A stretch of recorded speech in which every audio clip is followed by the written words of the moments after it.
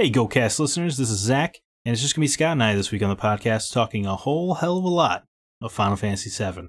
We also discuss other JRPGs that need this kind of beefy remake treatment with our From the Outside In topic, and take a brief look at a full-motion video game called The Complex. Did you know it's pronounced Mako? I could have sworn it was Mako. This is The Gaming Outsider.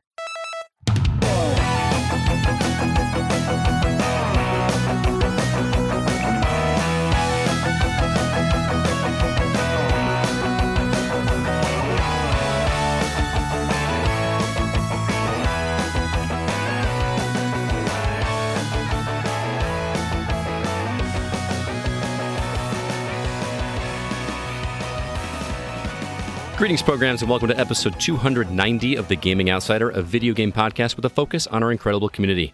It's Monday, April 13th. I'm your host, Scott Clark, and I'm joined, as always, the Sephiroth to my cloud, Mr. Zack Parkerson. What's up, man? Oh, man. I'm the bad guy? Well, I just assume you would want to be the bad guy. You like villains better than you like heroes. I mean, well, that's what people are there for, the stories. There is a Zack in Final Fantasy, man. And you know, I haven't seen him yet. Yeah. He had Doesn't he play a more prominent role in like Crisis Core or something like that? Yeah, well, Crisis Core is his game. Oh, okay. Zack Fair. That's one I never played. Oh, I always liked it better than Final Fantasy VII. Really? I'm going to go back and play that now. I mean, because it's just a bunch of character moments, much like this remake is, which we'll discuss later. We will discuss. We're going to be talking a lot about Final Fantasy VII because the game dropped this past weekend. I have put a lot of hours into the game. Did not finish it. Tried like hell, but it's quite a lengthy game. So jealous of how much Scott has put into this game. I am jealous. Not envious, as I typically am. I'm actually angry. How dare he? I've gotten some angry memes or GIFs from you by a text message, but I feel like you and I have talked over text message the last 3 days more than we have in a month span. Well, it's between crazy. Between Final Fantasy VII, we're also both watching Ozark Season 3. So yeah, we've had a lot to chat about. That's true. That is true. It's I'm going to finish that before you as well. 4 episodes left. Probably. I just finished episode 4. So we'll see. Yep. Before we get to the news, I want to give one more shout out, hopefully one more, maybe 2 more shout outs to Chris Berensmeyer, who is not joining us today because he is still out in New York. Man, he is, he sent us a picture. Did you see the picture he sent us on Discord? Which one? Of him? One of himself. It was like a selfie he took. He looks like he's running out of gas. He's not getting a lot of retro game time, and that's his fuel. That's true. He's not getting probably much game time at all. I mean, he's working 12 hours and then getting 8 hours of rest and just doing that nonstop for an entire month. I can't even imagine. You know, he's used to working 24-hour shifts and then getting a couple days off, 2 or 3 days off. And he hasn't had a day off in at least 2 or 3 weeks. So he is putting in the time, and he is, I'm not going to say he's down in the dumps. He is, but he's definitely feeling the fatigue. And if you've ever spent any time with CB, he doesn't run out of gas often. Like, the dude is always the last one to want to call it quits for the night, or I'm going to go to bed. No, he's up all the time. The dude never sleeps. He's a freaking wizard. I don't get it. So, but I miss him. I'm used to, like, he usually calls me or texts me once a day. We're always chatting. And he doesn't really have the ability to do that anymore. And I missed it, man. I miss having my buddy. I got no one to talk to about pervy Japanese games. Gosh darn it. CB, I miss you. You got one, though. We all miss you, man. And I did get one of them, man. Godspeed to you, man, because I do not envy you out there, but I really appreciate the work you're doing.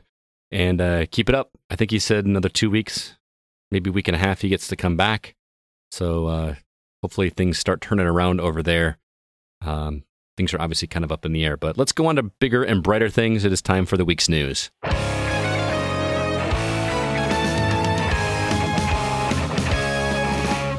So, of course, as soon as we finished recording last week, the day after, Sony decided to drop this image and some information on the new PS5 controller. it was kind of funny how they just casually dropped it. Did you remember that? Yeah, I mean, their entire rollout of PlayStation is weird for the PS5. Mm-hmm. It's just a bunch of casual announcements. Hey, we're doing a talk on the tech here. We're just going to tell you the name here. Here's Spider-Man running on PS5 for no reason. It's very, very weird rollout plan. What do you think of the new controller, though? I mean, I think it looks, for the most part, it looks really cool. I really like it's got the light bars on the side of the touchpad I like a lot. Mm-hmm. I think the overall aesthetic screams a little bit like, please take us serious. We are a very serious company. Here is the future. Yeah, it bums me out a little bit that the colors. I know that you have issues with seeing all the colors, but the circle isn't red, the cross isn't blue, the triangle isn't green. I am dismayed, I would say, at the two-tone coloring. Mm-hmm. Not having colors on the PlayStation buttons is a big bummer. I agree. Right. I mean, it's such a part of their iconography, right? Like all their T-shirts are the symbols. Mm-hmm. So it's weird that they are now. It just feels a little bit like, oh, we're too good for the childish colored buttons. I never felt them as being childish, though. I agree. I mean, just a weird change. I mean, there's something about, I guess if we're already trained to know what those colors are, I'm thinking games like that have QTEs in them.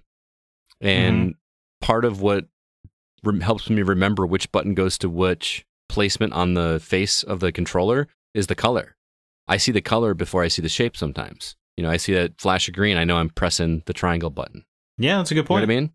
Yeah. And granted, we all grew up with PlayStation and know those colors, but there's a whole generation of gamers that this is going to be their first console. Oh man, that's a good. I didn't think about like backwards compatible games, right? With QTEs, you're not going to get through Ninja Blade without the colors, right? If you remember Ninja Blade, or I mean, even God of War had some QTE events in there too. Yeah, so I mean, they're one of the big progenitors.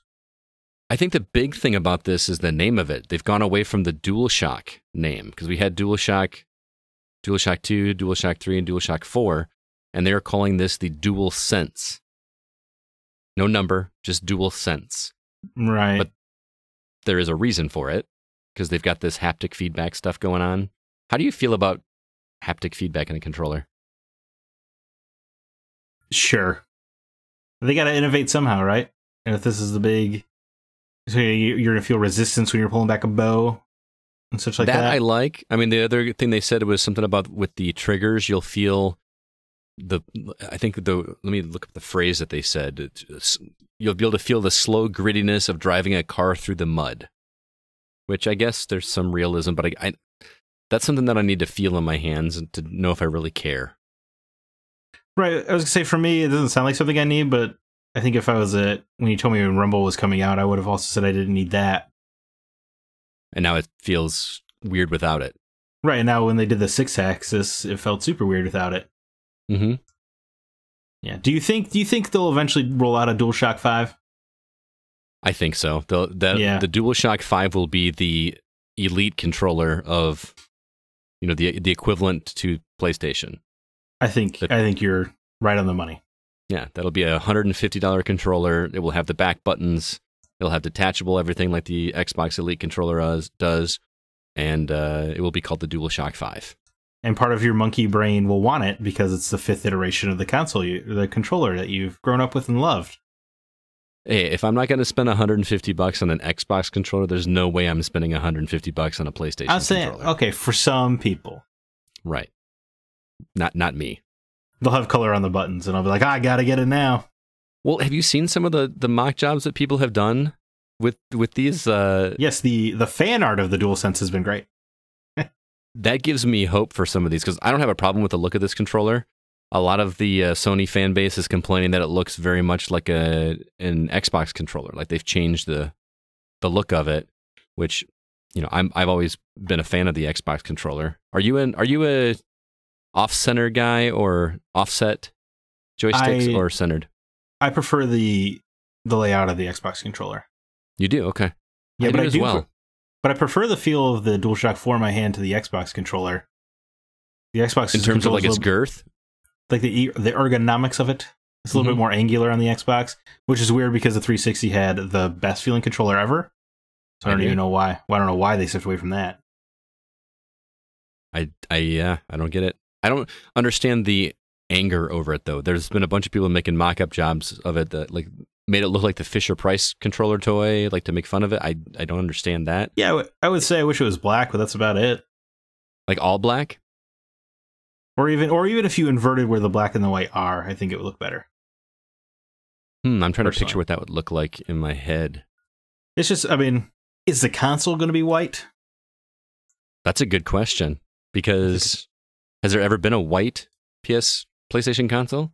I'm sure. I mean, I think special editions ones were, right? But not like a special edition like that was for a specific game or something. Not like the Slim was never a white console, right? Yeah, I don't think so. I know Destiny had a white console with I think the game map on it, but yeah, I don't know if I count those though. Like one of the standard issue consoles. I don't remember there being a white one. I remember I bought a red PS3 Super Slim. Yeah, I've actually got CB's Spider-Man PS4 sitting here in my basement because he left it here. I got one of those too. I know you do. What else is different on this thing? There's no longer a share button. It's now a create button, but they didn't really say what that does. It's I think is a share button. I think that's what we call change for the sake of change. I agree. I don't know how I feel about having a built-in microphone in the controller. I can't imagine that being a good idea in terms of playing with friends online. Yeah. Well, they described it as part of the rollout of like, when you just need to have a quick chat online, it'll serve that purpose. I don't think I've ever been in that scenario. To grab my headphones next to me? Yeah. Is that Right. I would say it would be weird. It's unfortunate that there's yet another microphone listening to me in my house, but I guess that's probably just the future. So whatever. Yeah. They'll have an option to turn it off, but it won't actually do anything. That sort of thing. Is it going to make noise from the game, I wonder? Am I going to hear... Because didn't they do that on the PS4? There were some games where you'd be playing something and some noise from the game would alert you on the controller. I can't think of a specific example. You're talking about the built-in speaker on the controller? Yeah. Yeah, I assume that. Like, Carlos talks to you over the radio in Resident Evil 3 on your controller. Oh, really? Yeah. Can't decide if I like that or if I'd just rather have it in my headphones. You probably didn't play with headphones, though, did you? I did on occasion, actually. Okay. Yeah. Yeah, I think most of us, when we play online, are used to using a headset. I guess this is nice because they won't have to include that crappy little one earpiece headphone. Oh yeah, that thing was a joke. Forgot all about that thing. I think it's sitting on my shelf, and I think I've plugged it in once just because I couldn't. Like my battery died on my headset, and I needed something. Think about the new levels of laziness we can all get to, though, because now not only can you have 3 games suspended at once, but you can just tell your controller to switch between them. That's what I'm more excited about. Go to Final Fantasy VII. Oh, there we go. You know what? PlayStation, go to Resident Evil 3. I need to shoot some zombies. And you don't even have to get up or press any buttons. PlayStation, order me a pizza. I can't wait for that. I don't think they'll use the key phrase PlayStation, though.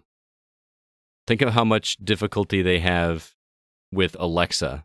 Anytime, everybody's afraid to say the word Alexa in their house if they're not actually talking to Alexa because they accidentally turn it on. I don't know. I've listened to podcasts where people are like, I was talking to my device whose name I'm not going to say right now because they don't want it. How many times have you said PlayStation in your house? Right. It's not going to be PlayStation. The other big change on this is the light bar, which if you remember, we all know the light bar is on the, would you call that the back of the controller? It's the side of the controller facing the television. Right, but if you buy a DualShock 4 now, the light bar will actually be, it'll be on the end of the controller, but it'll also has a light on the top of the touchpad, so you can see the light too. So it just seems like an evolution of that. But it's not even on the front anymore. It's just along the sides of the touchpad now. Right, and I'm saying the current controllers, it's on the north side of the touchpad. Oh, okay. So this one wraps all the way around it. Yeah. You're right, though, man. They are rolling this out in a very strange way. Just little piece by little piece by little piece. And I know that because of the pandemic, things are kind of up in the air as far as when things are going to happen, but I don't know. It feels like there's not a bad time to announce either of these consoles anymore. I don't think the pandemic has had anything to do with PlayStation's marketing other than Mark Cerny talking to a room of cardboard cutouts. Like, Mystery Science Theater 3000. Their bizarre marketing strategy was already in play before coronavirus. Okay.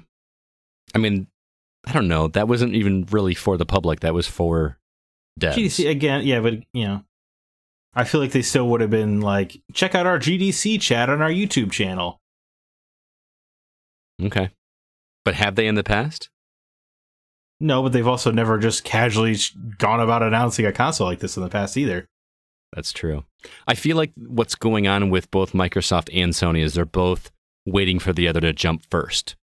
Because the quote-unquote winner is going to be the one that comes in at the lower price point. So they're waiting to see what the other one comes in with price, and then they'll do it for $50 cheaper. So as an Xbox is already jumping, though. We know some Series X details. We know what it looks like, for crying out loud. We do, but the big things that people are more concerned with is launch date and price. And those two things have not happened yet. The price is going to be the big kicker because that's where the internet is going to explode and give the crown to one of them. Yeah. My gut is they'll both be 500. I still feel like the smart move would be to go for 400. Well, wasn't there a rumor from Canada or something that the price leaked or something? I don't know. We didn't post it because normally we don't. We try to avoid rumors if at all possible. Although I may have fallen prey to it this week with another story we're going to talk about. But they did the convert. I think it was like, I can't remember the exchange rate, but I want to say it was like $5.99 Canadian. And don't quote me on these prices. Our Canadian listeners are going to yell at me. But whatever it was in Canadian, it equated to $400 in US currency, which seems incredibly low for an opening price for a current gen console. It just feels like smart money to come out of 400 to me. I'm with you. Especially when you're coming out of this pandemic recession over here. Right, where people are going to be a little bit antsy about spending money, especially that much money on something like that. Well, yeah, they both kind of. I mean, Xbox has straight up said they're not going to have any exclusive for a year, and PlayStation's kind of hinted towards that. So yeah, there's not a lot of incentive there for early adopters if you price it too high. It's true. Although it doesn't feel like the console is for anything but early adopters. Right. But even considering you don't have to have the new console to play the new games. Well, you and I are pretty tuned in. I still think it was like $500 after this, recession we're facing, and they're like, "And we have no exclusives." I'm like, "Okay, I'll wait." Whereas normally, I would not. I won't wait. Yeah, no, I know that. I'm surprised you don't have a Stadia. I did have one pre-ordered. I know. I'm so glad I canceled that. That was smart money. You could have played their one exclusive, though. Oh, they got two, don't they? Or no, the one was a timed exclusive. That Darksiders game was a timed exclusive. It wasn't. On Stadia first. And now they got the Rhiannon Pratchett written game. Right. Lost Words or whatever. Yeah, but anyway, we called that as being a failure. So the Stadia, yeah. I don't think we were Nostradamus on that one.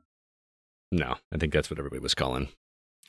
Well, moving on, we got a bunch of rumors, and some are more rumors, and some are a little bit more confirmed. All right, the first rumor has been backed by every major site out there, so I think it's pretty sure bet. And also, if I was running Capcom, I would be looking at my teams going like, "Wait, we haven't started this? What the hell's wrong with you?" Mm-hmm. It would seem like a perfect time to start marketing that, wouldn't it? Yes, of course we're talking about Resident Evil 4 getting a full remake. A quote-unquote reliable source. I I want to be in that world so much to be able to say I have a reliable source. I would love that. I have exactly one reliable source in the video game industry. Yeah. Is it me? Yeah, it's your mom. She's so sweet. I hadn't even heard of this developer M2, and it's M dash and then spelled out the word 2, TWO. It looked like they were responsible for either ports of other games, but they are like in full development for this one. As well, they should be. I mean, we kind of called this. We were toying the other week about whether or not this is going to be, it was going to be Resident Evil 4 next, or if it was going to be Code Veronica or Zero. I think this one makes more sense. I agree, and a lot of people are out there saying that Zero and Code Veronica need to remake some more. But if I were Capcom, I would be riding this hype train all the way to Resident Evil 4, and then you do Code Veronica. And then if that still sells well, you're like, I guess we'll do Zero then. And if that sells, then we'll think about 5. If that sells, we'll redo Resident Evil 1 Remake. It'll be RE1 Remake. Well, yeah. I mean, the remake, which I always loved how they did that acronym, by the way, it was R, capital E, make. Make, it was a big thing back in the forum days. That was a fresh coat of paint, right? That wasn't like what Resident Evil 2 and Resident Evil 3 did, where they completely rehauled the game. Right. I think they just call it Resident Evil Classic. Like, they wouldn't even have to just call it Resident Evil. Just Resident Evil Classic. Going through that mansion in full 3D. That'd be pretty sick. Cool. That'd be pretty awesome. Everyone can whine that it's not long enough. I don't remember how long that game was. Was it real short? I think it was. It's you pretty much been just forever. It's just a mansion and then the lab underneath of it, right? Right. I'm pretty sure it's short. I think so. It didn't seem short when I was a kid. That was a tough game for me when I was younger. No, when I was a kid, Midgar seemed like 60 hours in Final Fantasy VII. You know, that's a good point. I was sitting down playing that this week, and I was like, man, I felt like I got to this point in the game, like I was here forever. Like when you get to the slums and Corneo and all that, that felt like 20, 30 hours in the game. And they somehow made that happen in adult time. Yeah, and then you watch speedruns where they beat the entire game in 7 hours. That's insane. I can't imagine having fun playing a game like that in a speedrun. That just sounds awful to me. It's one of the most fascinating things I've watched on YouTube. It's really good. I'll send you the link. I don't want to watch 7 hours of Final Fantasy. It's so interesting, and the people who are talking through it are so informative. I would be surprised if you did not watch it all the way through. I just don't know when I'm going to earmark 7 hours to watch that. I've got a lot of Ozark and Final Fantasy to play. You can watch it in the corner while you're playing the remake. Oh, that's super meta. Right. But anyway, Resident Evil 4. Yeah. Man, I don't envy this team, let me tell you. To remake a game that's so redefined action games that video games are still utilizing, ideas from it. That's a lot of pressure. Maybe and maybe not, because it's not like they have to reinvent the wheel like Resident Evil 4 did. You know what I mean?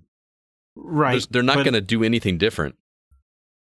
You know what they should do? They should just make the opening village area last 8 hours. And then call that Resident Evil 4 Part 1. Oh, that would be evil. That would be just... I mean, they did it with Final Fantasy, so I can't knock it, but I'm glad they did. I know I keep coming back to Final Fantasy, but I was so angry when I found out this is going to be episodic, and I'm genuinely glad they did now. I agree. Like I'm so happy after playing it that they're doing this in 3 parts, but Resident Evil 4, there's no way. No way. No, yes, I was clearly making a joke.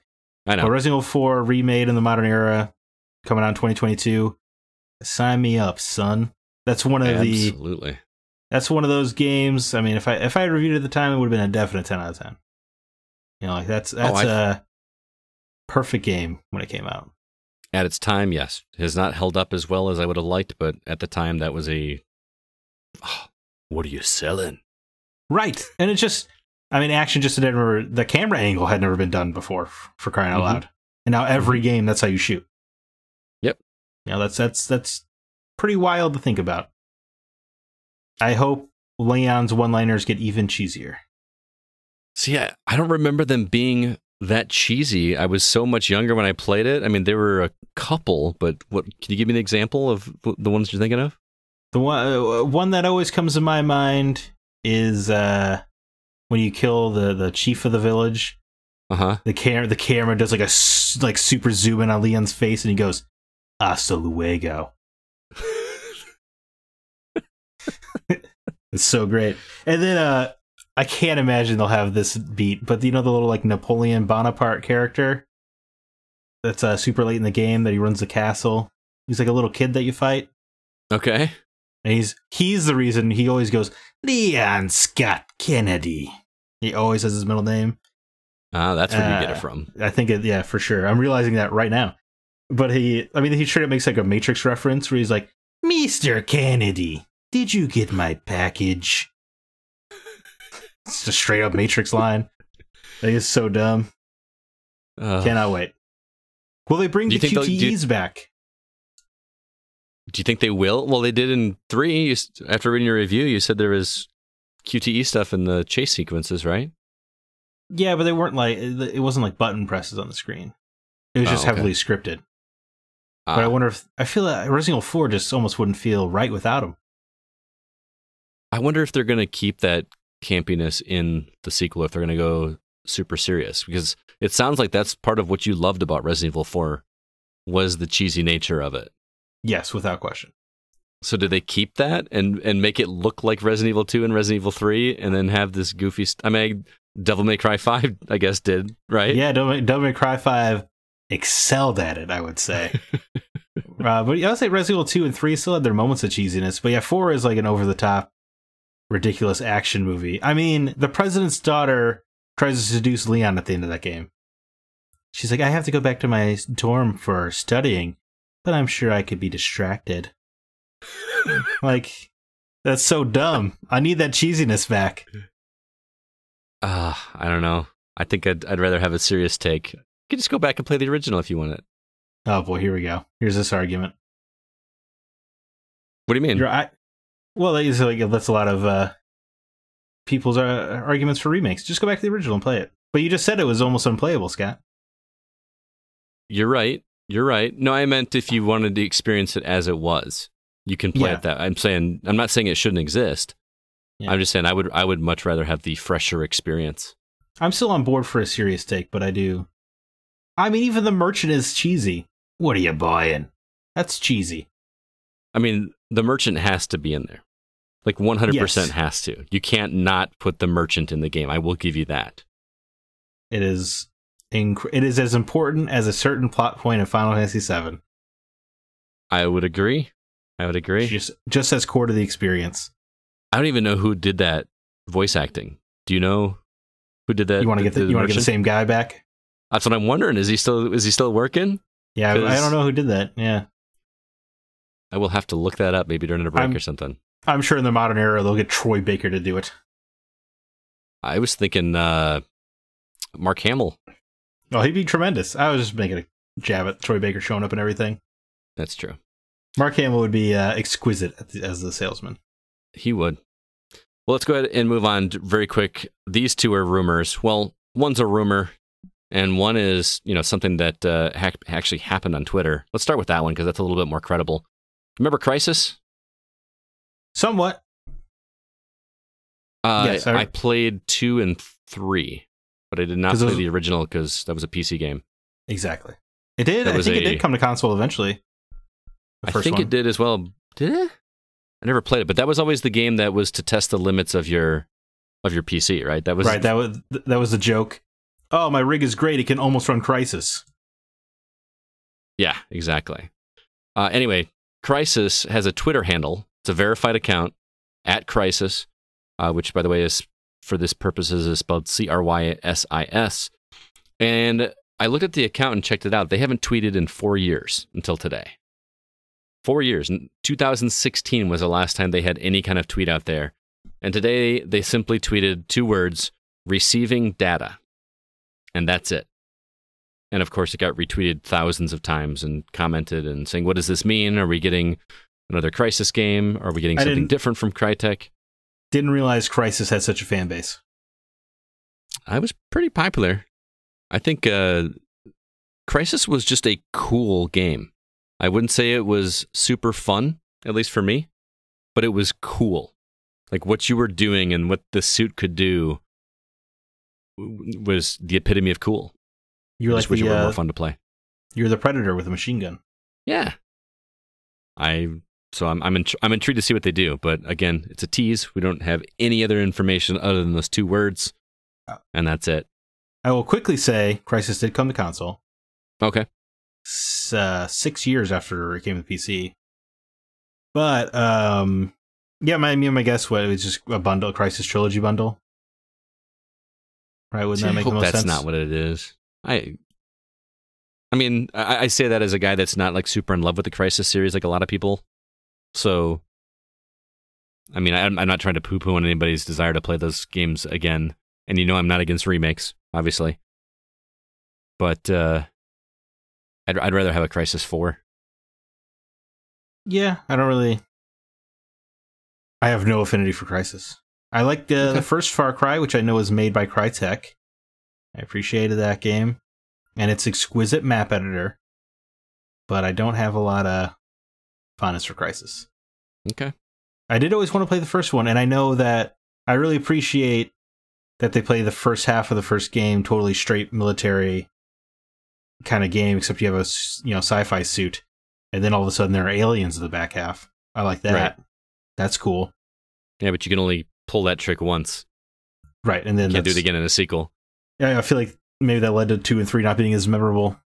But it is, if it is a trilogy just coming out on consoles, that really calls into questions EA's decision making, because I know they published Crysis 1, 2, and 3. Mm-hmm. If they put out a Crysis trilogy before they put out a Dead Space or Mass Effect trilogy, I will riot. That's a good point. That's a really good point. That would be offensive. That. Be insulting on a core level. I'm so ready to replay Dead Space 1 through 3 again and updated graphics. Yeah, as I said, they really, honestly, they could give it to me again just on PS4 and I would play them again. Yeah, like just give me new achievements or new trophies. Yeah, give me a new trophy list. I'll go through it again for some trophies. Yeah, I'll go look for Peng. Yeah, I would love to find Peng. Yeah, let's do it.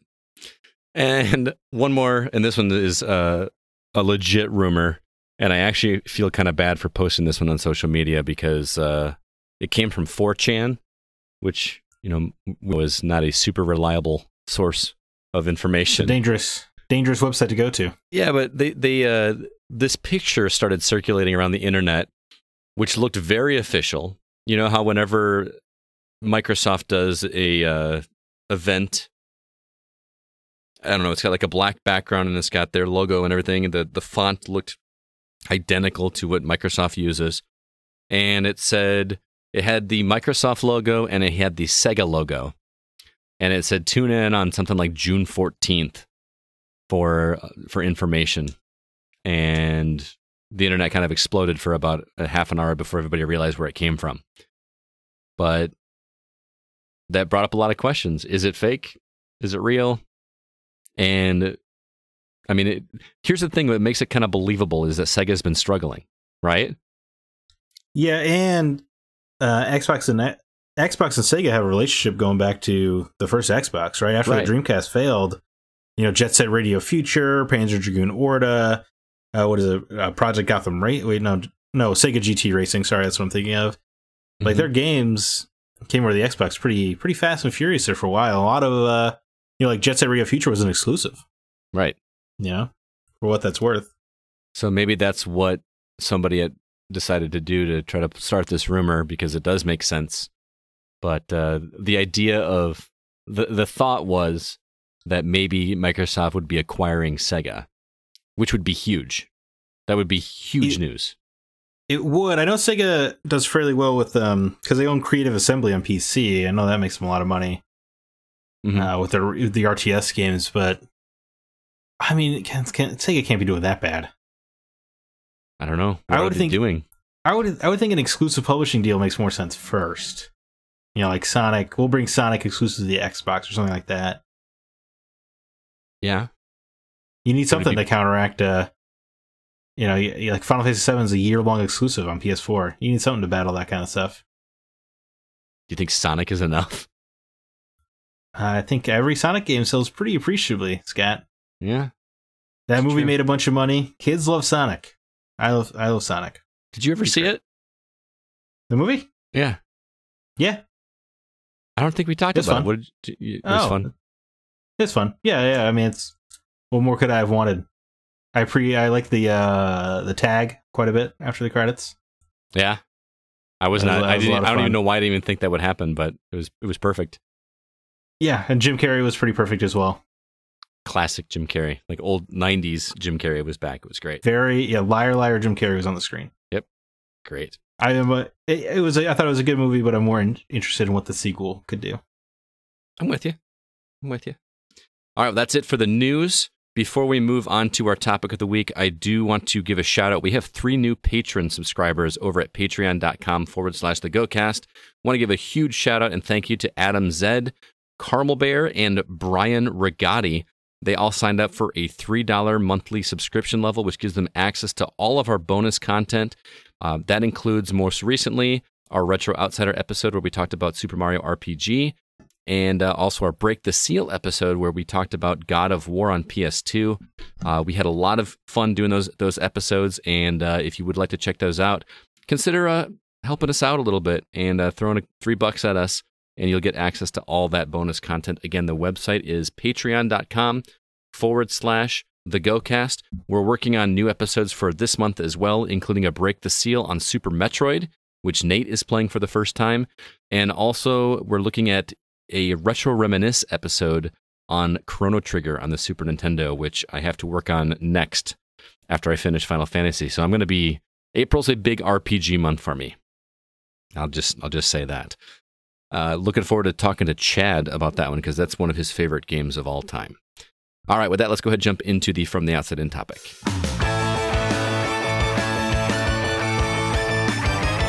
So if you haven't been able to figure it out already, we're going to be talking quite a bit about Final Fantasy here in just a short while. But the hours that we've put into that game has got us thinking about what other JRPGs we'd like to get a similar treatment, where it's completely redone like Final Fantasy VII was. So, Zach, what older titles from this genre would you like to see reimagined similarly to the one of the most popular games of all time that was done this month? Well, right at the top of my head, one of my favorite games ever, Final Fantasy IX. Give that to me. Big time. I feel similarly about 8, but for different reasons. Yeah. Nine is tremendous. And some people slept on it at the time, but I think it's gained quite a following since their release, and the natural impulse is, you see Final Fantasy VII Remade is, oh, I can't wait till my favorite Final Fantasy gets remade. Yeah, I could see that. Yeah. Final Fantasy is the easy answer because it's the most recent one that was done. Right? And it's also has enough cultural relevance that you can get away with charging like $60. You know what I mean? Like the Spyro trilogy had to do 3 games in one. So you really need the cultural weight behind you. Zach, you can charge $180, it turns out. Oh, you're talking about Final Fantasy VII episodic nature? Yeah. Yeah. I would pay $180 for a Final Fantasy IX in FF7 graphics. Give it to me now. I haven't even played Final Fantasy IX. I just want to play every JRPG this way.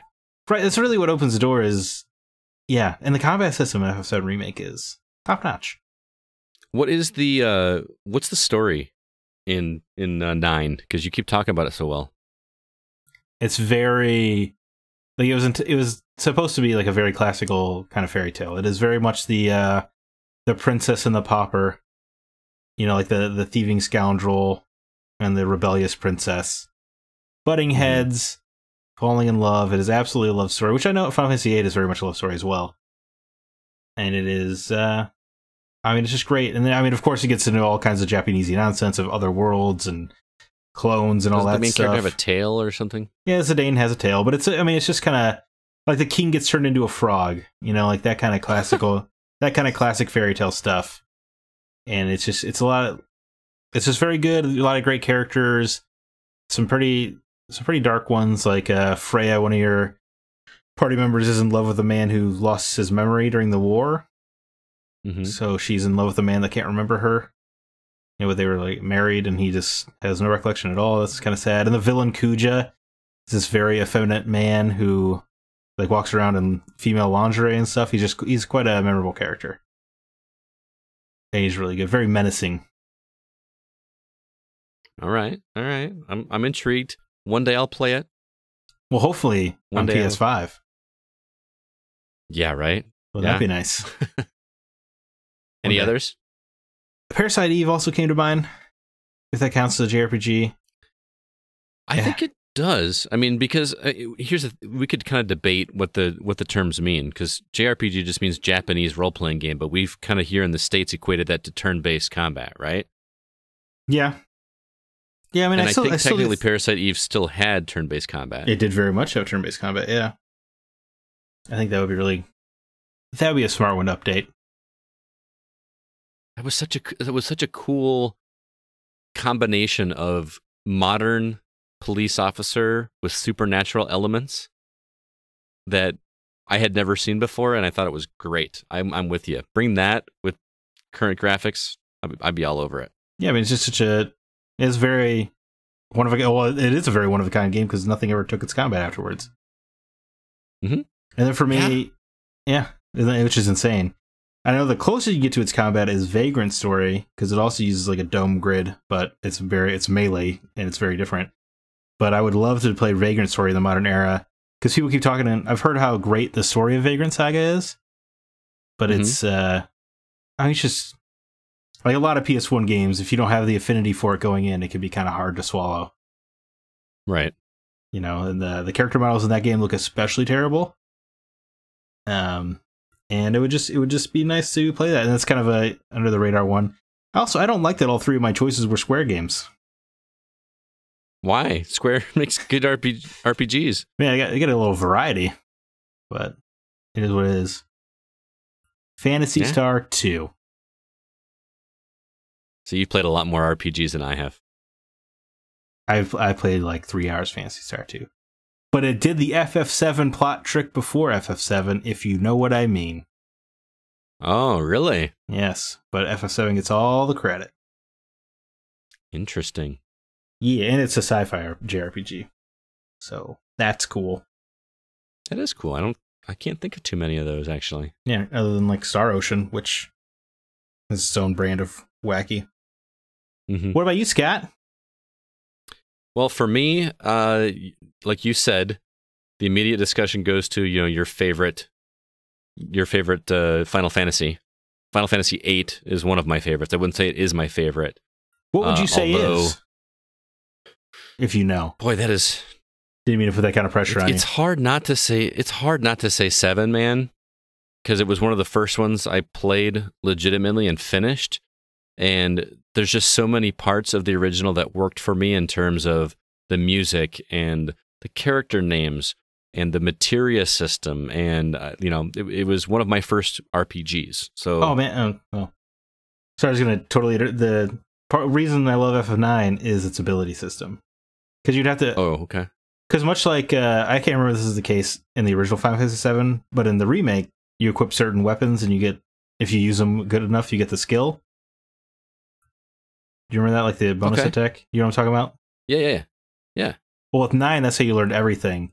There'd be like a certain kind of bracelet that teaches you Cure, and you equip that to a character to make them learn Cure, and you had to get like 90 AP or whatever, like ability points you get from boss fights and stuff, in order for them to permanently learn it, and then you would want to change it to different gear. So it kind of restricted you what you could equip, and it was kind of this push and pull of like, do I need more defense, or do I really want to learn Firaga? And it's super cool. Huh. I've never heard it pronounced Firaga either. I always pronounce it Firaga in my head. Yeah, well, I guess with fire. I don't know. Anyway, I didn't mean to cut you off. It's just you made me think. No, you're fine. Final Fantasy VIII is one that I have even better memories of, and I regret never finishing it. So part of me wants that done so that I can go back and see how that story concludes, because I didn't finish it. And I just thought that Squall was a freaking cool character. Yeah, Squall. He's got a good arc. He did brooding in a different way than Cloud that I really appreciated, and I don't know why. Plus Quistis. Having played FF8 and yes, Quistis. Ooh, mama. Imagine her modern graphics. And the way they rebuilt some of these characters in 7 without holding back, you could say, Quistis would be a delight in the modern era. Well, the thing is, Quistis wasn't provocatively dressed at all. She was a school teacher. She was a school teacher in a red dress with a whip, Scott. That's pretty provocative. Well, she very much much looked like a dominatrix. However, Squall had a tremendous arc, and if you remake that game, you can get rid of the one that I think that plot is actually really great, except for one stupid part in the middle. Now you can just get rid of that. That's true, and then add a bunch of more cool stuff. Right? Yeah, turn it into a 4-part game. Yeah. Anyway, my thoughts on this echo Ryan Hunt, who from our community said all of them. Literally any of the ones that people tell them are essential, but I could never get into because I'm not a fan of turn-based combat. I want to experience these stories for myself. I played the Final Fantasy VII demo last week and can 100% say I will be buying it at some point. And this is a big part of it because as I just alluded to a few minutes ago, Zach, when you're talking about how many RPGs you've played, I missed a lot of them. A lot of it was because I wasn't allowed to play RPGs because of religious reasons. I'll say that. What? Because so I didn't pray to the earth? No, dude. I should sit down and show you some of the. When you see those memes floating around about people of certain faiths that say that these video games are pure evil because they glorify satanic worship, and I can tell you, your mom wasn't a fan of Ifrit? It's any of it. Anything role-playing game was evil. Okay. And so I missed out on a lot of them. So much like Ryan, although I do like turn-based combat, he wants to play Final Fantasy VII because it's not turn-based, although there is some turn-based elements in it. He wants to experience those stories without having to play a turn-based combat game. I, on the other hand, want to experience these stories, but I don't want to go back and play their original format because, as you said a few minutes ago, some of these games don't age quite as well. You had to use your imagination a little bit more often when you were a kid. Yeah, and games like when you revisit something you're nostalgic for, you don't care. You almost want it to look that way, you don't want exactly because you want to feel like the way you did when you were a kid. Yeah, you don't want to play Final Fantasy VII unless Cloud has brick hands. I saw a meme of somebody put Tifa from the original game versus Tifa now. It was their childhood crush or whatever, and that was what we had a crush on when we were that age. It was more accurately, it was the artistic renderings in the manual. That's what you had a crush on. Exactly. Anyway, games that I missed out on: Breath of Fire. I've never played a Breath of Fire game. The box art looks cool as hell. Dragon Quest VIII, for some reason, stands out. Everybody tells me that Dragon Quest VIII on PS2 is one of the best RPGs ever, and I've never played it. Any of the Tales games? Tales of Vesperia, Tales of Arcadia, those were big on GameCube, I think. Symphonia. Symphonia was the big one. Tales of Symphonia. Never played those. I would love to get those reimagined just to see what I was missing out on. And Secret of Mana and Secret of Evermore. 2 games that I played very, very little, just a tiny little bit, but they were so intriguing to me. Secret of Evermore in particular had the coolest box art. Do you remember the box art for Secret of Evermore? Can't say that I do. It was a young kid holding a bone, like a bone you would imagine a dog, like a cartoon dog holding. Okay. And just a young little kid, and he's facing off against this giant red monster that has these huge claws that I don't know if it's his claws or it's his mouth. It was a cool box art when I was a kid, and I wanted to play that game so bad just from the box art, and never did. So, and then Chrono Trigger. I think Chrono Trigger is just due. Who owns Chrono Trigger? Is that still Square? Yeah, that's Square. Or Square Enix? And no, I know it's a Square, but does Square Enix still own it? Yeah, I mean, they do. And that would be a smart one because it's not especially long. You know, it's like a 10-hour RPG. Is it really that short? Right. Well, I mean, the narrative can see that you beat it and then you use time travel to change the course of events on subsequent playthroughs. Right. So the actual like main narrative is like 10, 12 hours, something like that. That would be. Is it really? That is blowing my mind. I remember that game feeling like so much longer when I was a kid. I mean, it took forever because I played the PS1 version where the menu had to load every time you booted it up. Oh, or whenever you had to go into a boss screen. It was miserable. I remember intentionally trying not to heal because of just how long it took to load. And if people, for reference, people, it is. I mean, it's probably legitimately 60-second load every time you want to use a potion. 60 seconds? Yeah. At least on I played the PS3 emulated PS1 version specifically. Right. It actually was. There was two games on that disc, wasn't there? There was Chrono Trigger and like Final Fantasy 5, I think. 4, right? 5 maybe. Yeah, Final Fantasy 5, I think. I think that's right, but I didn't. But I mean, I downloaded from the PSN. Oh, so you didn't get both of them, right? Gotcha. HowLongToBeat.com says 23 hours for Chrono Trigger, but I could have swore it was shorter. That seems more right, but I still would have thought longer. Yeah. I will say I was just such a boss at Chrono Trigger, you know? Yeah. I will say one that I do not want remade at all is Earthbound. Earthbound needs to stay exactly the way it is. No changes whatsoever. I think. What about a shot-for-shot remake? Just with good graphics. I could maybe take that. Like, I'm trying to think of a good comparison. Oh, like, yeah, but I guess the recent Zelda, Link's Awakening. Yeah, there you go. Yeah, I would take a Link's Awakening of Earthbound. I was gonna say there'd probably be pressure to add voice acting Earthbound, but it's Nintendo, so they don't give a damn. That's true. And you didn't need voice acting in Link's Awakening, and it was great. Man, I need to play that game again. I actually loaned my Switch and my copy of Link's Awakening to my buddy who barely plays games, and he's like halfway through the game already after like 2 weeks. Which, wow, it may not sound super impressive to us, but for somebody that doesn't play it that often, he loved the original Legend of Zelda, and hasn't played one like that since. So I know he played Link to the Past, but yeah. So yeah, do not do Earthbound unless you do it like Link's Awakening. I'd be okay with that. Oh man, they should remake Ocarina of Time. Well, they kind of did. Really remake it. I would say that's one that just needs to be done graphically, but you do not need to change up graphically and mechanically. What do you mean mechanically? Like modern control scheme, because like what was it originally on the 64 controller, right? Right. Yeah, I would say like give it like a weapon wheel or whatever for all your equipable items. Right. But otherwise, you don't need to change like a lick of the puzzles or anything. Exactly. Like the world doesn't need to change. The dialogue doesn't need to change. Just make it look pretty. Is that a JRPG? No, but people love to call Zelda RPGs, even though I fundamentally do not think they are. Mm-hmm. But so therefore it came into my head. Did we have this argument already? Did we have a whole topic one week about what defines a role-playing game? Yes, we did. Yeah. I think we differed on Zelda, but I can't remember. I can't remember either. But anyway, Nate Lucas. Yes. Nate Lucas says, and Nate, he produces a podcast. He does.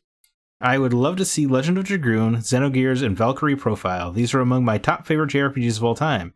Square was on point back on the PlayStation. It would also do my heart good to see Skies of Arcadia remade. Such a great game. I just wanted the ability to play Skies of Arcadia modern, because I've only heard tremendous things about that game, and I have never played it, and I very much want to. Me either, but I think the combat in that is very similar to Parasite Eve, if I'm not mistaken. Maybe not the grid, but from what I remember seeing of gameplay, and maybe I'm completely misremembering it, you get to freely move around and then freeze and do a turn-based combat deal. I think. Okay. I could be completely wrong. That sounds cool. Valkyrie Profile I've always been interested in as well. I know it came to cell phones. I almost downloaded it there. Xenogears, another game I've always wanted to play, but I know the back like the second disc of Xenogears is not done because they ran out of time and money. So it's just a character narrating the events of what would have happened if they could have completed Xenogears. Mm-hmm. So if you remade that, you could actually finish the game. I see what you're That'd doing. be pretty there. dope. Wouldn't that be nice? That would be nice. And you know, Xenogears was one back when I was on the Rotten Tomato video game forum, back when I was a younger gentleman. That was one that everybody talked about like crazy, and I wanted it so bad I eBayed it. I bought Xenogears because I wanted to see what everybody was talking about, and I could not, for the life of me, get into it. I would really like to see That's brutal. if I could get into it now. But now it's been so long, so I vote for Xenogears as well. Just because it was a cool concept. It was like mechs, right? Right. And I know it's got the same gentleman, you know, directed Xenosaga and Xenoblade. He's the Xeno guy. Ah. So I would I trust he knows what he's doing because I like Xenoblade Chronicles quite a bit, and Xenosaga was a neat idea that also ran out of money. Mm-hmm. I got another comment from Drew Ross, who says, "Why stop with Final Fantasy VII? They should remake Final Fantasy VIII and IX next. Outside of Final Fantasy, I remember Chrono Cross being a good one. That was I don't really know if it was a sequel to Chrono Trigger because it didn't star the same characters, although they made an appearance, I heard. It's another one I missed. Pretty sure they kill off a major Chrono Trigger character, so it's definitely a sequel. Oh, okay. But that was one I never got a chance to play, but I heard that the music is fantastic in that game. Yes, I remember GameSpot gave Chrono Cross a 10 out of 10 back in the day. Oh, interesting. Back when they did not hand those out very often back then. Mm-hmm. Not even Zelda got a 10 out of 10. Interesting. Oh, yeah, I don't know. Yeah, 8 and 9 just makes sense after this, right? After 7, when they wrap that up. Well, I mean, 9, the last third of 7's not going to come out until, what, 2026 at this rate? Yeah, they did say the next parts would take just as long. Right. So I guess we're in this for the long haul. You know what's going to suck is I'm going to want to have to go back and replay the first one again when the second one comes out. That's a lot of hours. I just downloaded the PS1 version on my Vita. Oh, are you going to play through it again? Yeah, I'm definitely going to refresh myself on that one. Ooh. I think I'll do a watch certain video. Narrative of, well, my childhood brain rejiggered some of the event order, so now I got to refresh myself. Maybe I'll do that before, or maybe I'll do that after I finish this one. Just to... That's what feels fun to me. Yeah. Because imagine blowing past Midgard in like 5 hours on the PS1. Right. When it's taking us 30 on PS4. Right. Yeah, but Nomura, I think, directed it, Final Fantasy VIII originally. So it just makes sense that he would do that. Anyway, Chantel I would love to see remakes of the old TSR Gold Box games. Why? Because I am a nerd. Chantel, I had no idea what these games were. Me either. No clue. I actually had to learn something. I did some research. Oh yeah? Enlighten me. It's a huge smattering of like D&D based role playing games. Huh. And they so Chantel, thanks for teaching my video game encyclopedia brain something new. But man, what a deep cut. That is a good one. We had 2 other responses. One comes from Kevin Honigford. To see them remade and their stories fleshed out like this, I would honestly just pick my 2 favorite RPGs, Sword of Vermilion and Grandia 2. I feel like Grandia 2's battle system is tailor-made to be redone like this. These are 2 games that I've never played, although I'm familiar with Grandia 2, but never played it. I actually was talking to Kevin this week, and he said he's played Grandia 2 like something like 20 times. He loves that game. So again, there's so many of these games I've never played again, and I worry I'm not going to play them because I'm not going to go back to the well at this point. You know how hard it is to get me to play an old game. Well, it's hard. Yeah, it's interesting because if they put it out on PS4 tomorrow, right? Mm-hmm. Grandia 2, and I would be like, the original? I'll check that out. The original? No. Okay, say they did a remake of Grandia 2. Mm-hmm. All right, and they're like, yeah, it's 60 hours. I'm like, I'll still check it out. but you can't. But if it's an old game and it's 60 hours, I'm like, ah, should I really waste my time with something that old? Right. Because it's a gamble. Yeah, I mean, I feel like even if hearing this praise out of Kevin on Grandia 2, even if they put the PS2 version out, I'd be like, I might check it out. But if I had to actually put it on my PS2 disc, oh, forget about it. One last comment comes from Michael Bonovich, who says, one of the best JRPGs ever, Final Fantasy VI, which was Final Fantasy III on the Super Nintendo. To this day, it is still in 16-bit 2D sprites. I would love to see it pop into 3D with millions of polygons. Could you imagine that opening scene of Terra walking up to that city in a mech with Biggs and Wedge on either side in 3D? Yes. Oh, that is such a big black spot on my gaming history that I have not beaten Final Fantasy VI. I have gotten to the final boss. Does that count? Yeah, I think so. I've played like the first 4 or 5 hours about 6 times. That's how I was until I said, I'm going to sit down and do this, and I did the raft trick to bump up my experience. Are you not familiar with that? No, but I assume it's cheating. Well, I mean, it's not... I don't know if you consider cheating, but there's a section at the beginning of the game where you first get Bannon, the character that has a heal ability, and there's a sequence where you're on a raft, and it goes, and you have to choose a direction that you're going to take the raft. And I found that if you put an auto fire on and rubber band the controller and set everybody to heal, or for Bannon to automatically heal, he'll just heal and everybody else will attack. And you just do this loop over and over and over again. And I did it for like 3 days straight until my characters are like all maxed out, which great, because I just wanted to experience the story. I didn't want to, mess with the crystals. I can't remember how the leveling system worked in that one, but got all the way through the game by pretty much just using my melee attack on everything, and then come to find out that in order to beat the final boss, you actually have to have different magics for different parts of the boss, and none of my magic skills were up to snuff at all because I never used them. See, that'll teach you. Yeah, so now I have to actually play the game legitimately, and we're going to have to do a break the seal for that game now, because neither of us have actually finished it. Yeah, that would be. I mean, that's such a historic game. Yeah, we should probably give me incentive to finally. Yeah, exactly. I'm down. But Michael, you're never going to see that game remade in my graphics. No, I would actually. I think there was a video I posted a few weeks ago where someone like remade the opening of that, but it looked like the graphics from Octopath Traveler, which I would take that. That art style is super rad. Just like, isn't there something like 20 party members in that game? There's 8. Oh, in Final Fantasy? Yes. I don't know if there was that many. If there were some that you didn't play for as long. Like Bannon, you played for that one segment and then never saw him again. Right. So it just sounds like a very expensive game to modernize. Well, Final Fantasy VII was as well. There are 4 party members, though, in the Midgar section. Right. I guess I should be thinking along the lines of all of these will be episodic and take half a decade. Yeah, I mean, if you think Final Fantasy 3 or 6, whatever you want to call it, the beginning of that game only had 4 party members. Yeah. For a good stretch. Right. I guess if that's how we're gonna do these, then sure. I mean, they're selling. I can't wait to see the sales numbers on Final Fantasy VII.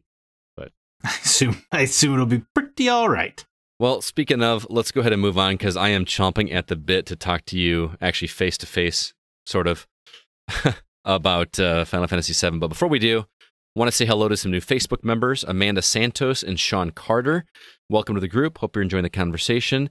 If you would like to join the community over there, be sure to head over to facebook.com/groups/the GoCast. I try to keep that updated with news as much as possible, as well as discussion topics. And also on Discord, we've got some new members. We've got Carmel Bear and Troy Heinritz. I didn't know Troy was not on Discord until this week. Good friend of the... Well, Troy, yeah, he's been out there like crazy with the FF7 screenshots. Yes, he has. He's been sending them to you too? Well, no, I just see him on Twitter. Oh, okay. He's been... Might want to use some spoiler tags, homie. Oh, really? Yeah. He's actually further than you.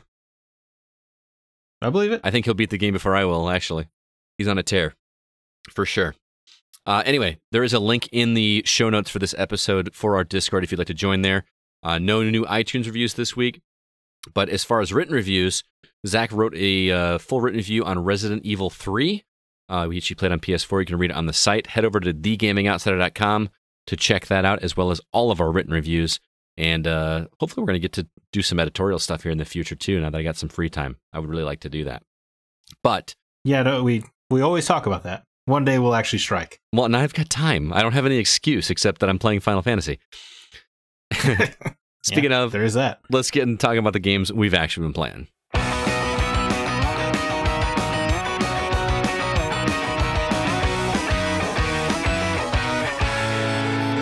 So what's new on the horizon? Anything coming at all? Pretty light week. I kind of had to scrounge around to find some releases. Uh-huh. You've got Someday You'll Return coming to PC on April 14th. This is kind of a neat first-person horror game, but it looks very committed to the first-person perspective. Like a lot of, like you climb mountainsides in first person and stuff like that. It looked really, really cool, actually. Nice. It's a shame it's not on console.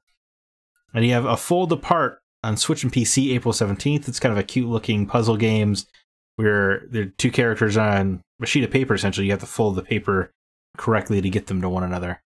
Oh, that sounds kind of clever. Yeah, it looks pretty clever. It also looks like it's a tragic story of divorce, so... A what? Or a breakup of some... Like a divorce or a breakup of some kind. Oh, now I'm even more intrigued. Yeah, it seemed kind of heavy. Huh.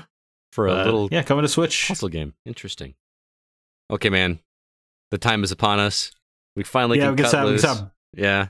Beat around the bush for an hour here. And before we start talking about Final Fantasy VII, I know that we disagree on what constitutes a spoiler for a game that's 23 years old at this point.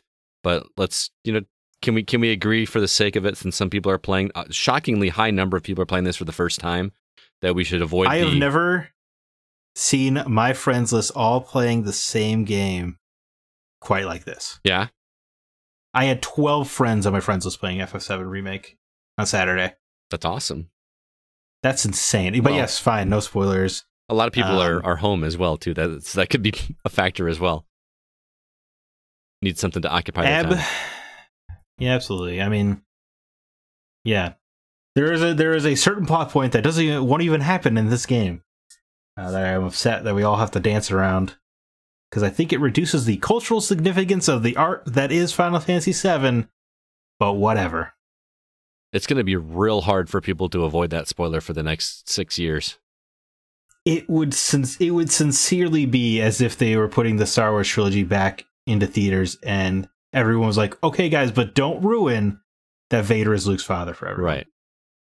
It is that level, amongst gamers, it is that level of cultural importance. Amongst gamers. Yeah. Yes. Infuriating. So I feel like it diminishes. Real quick, before we even get into, we're not even talking about the game yet. We're just talking about like in general. The moment you're talking about, do you foresee that being the closing scene of episode 2? It has to be, right? Yeah. I mean, I don't know. I'm starting to. They change a lot of the plot. I am beginning to question if it might happen. To be honest, that's true. Oh man, could you imagine?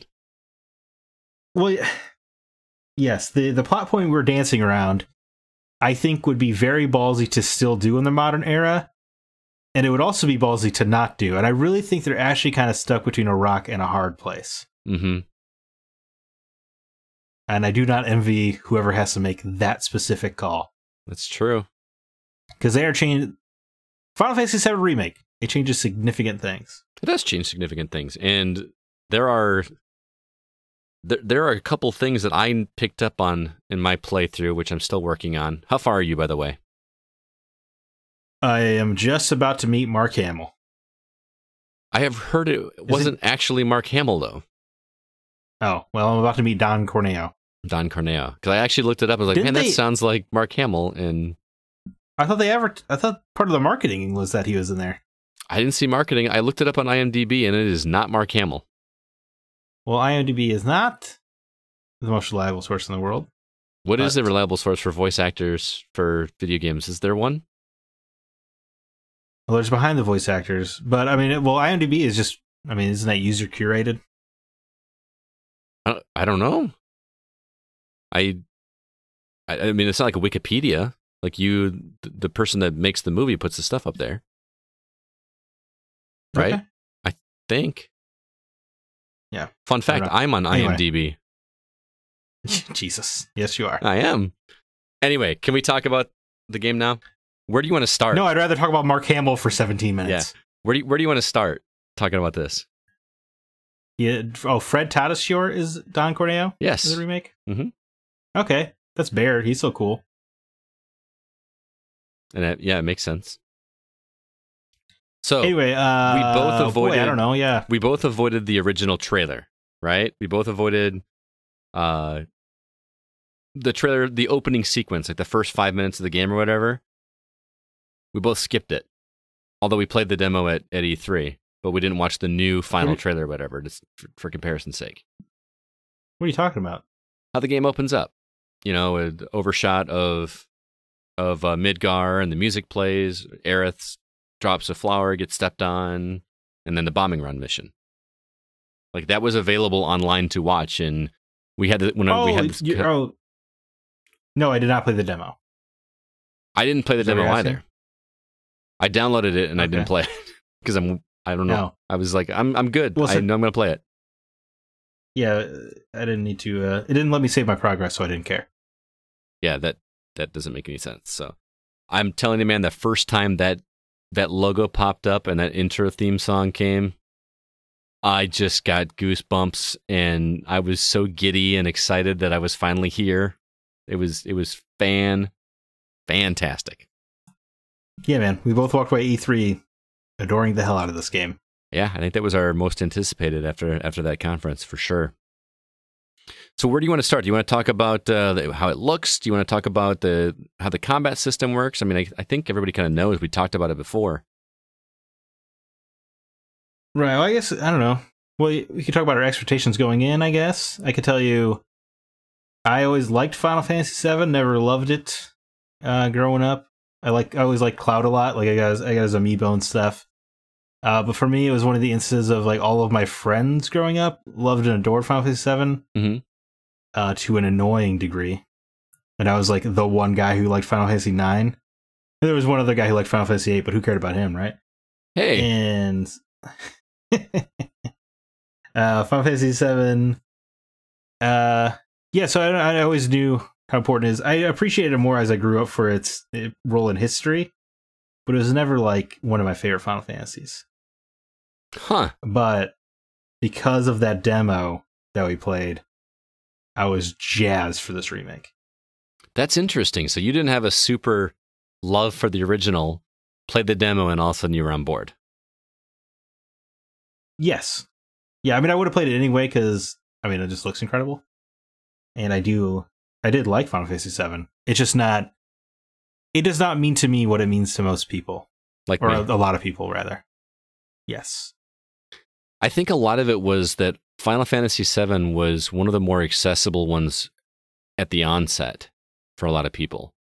You know, plus at the time, that game looked freaking gorgeous.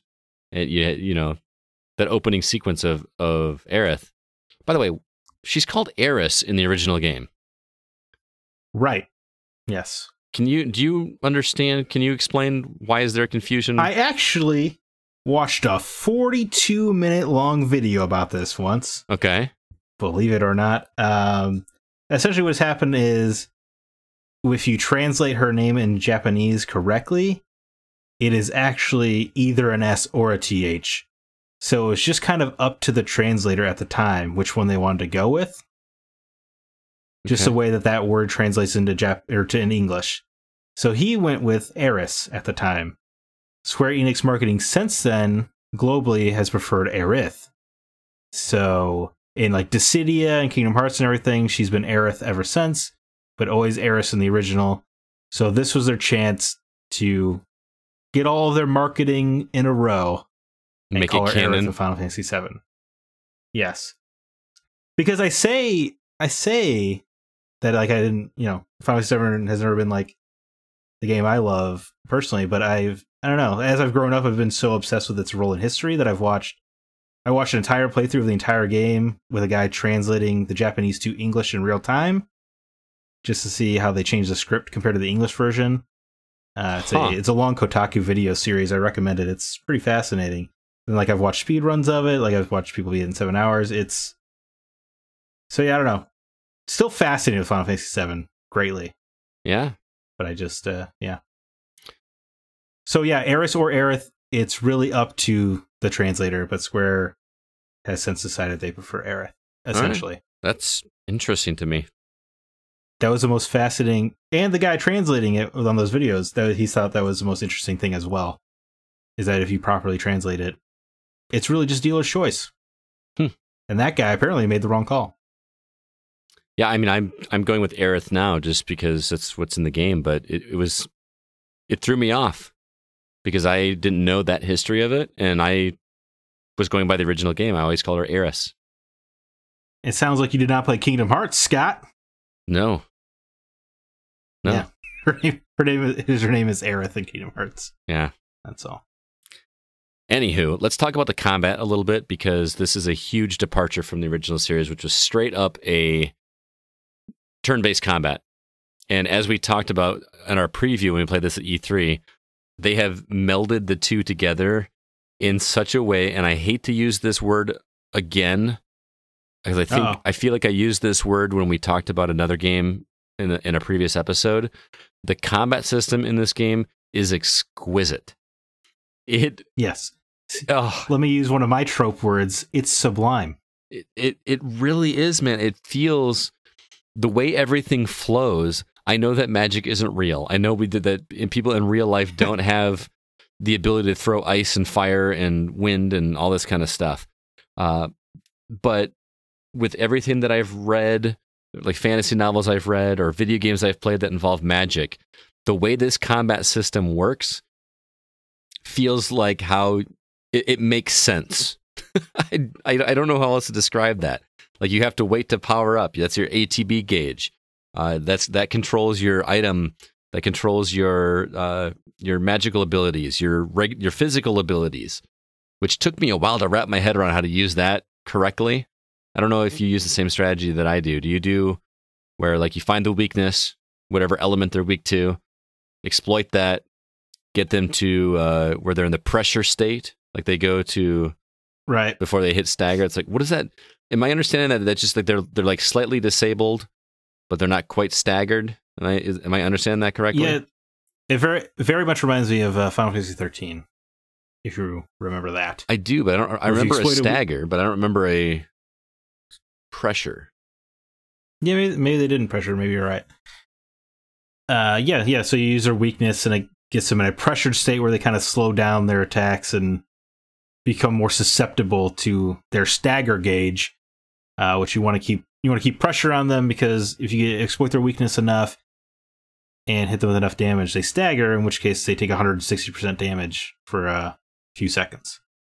Which is awesome. It animation makes you feel real good. Yeah, that animation that happens when you stagger an enemy is just like, yes, now's the time, guys. Go, go, go. You feel like you're yelling at your teammates to go do this, which, by the way, they do exactly what they should.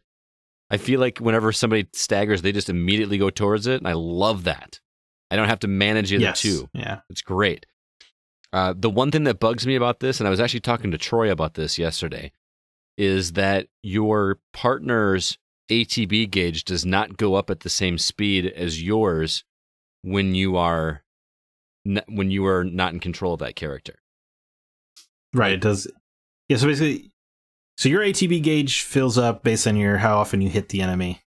Oh boy, it slowly goes up, regardless. And yeah, I guess yeah, you're right.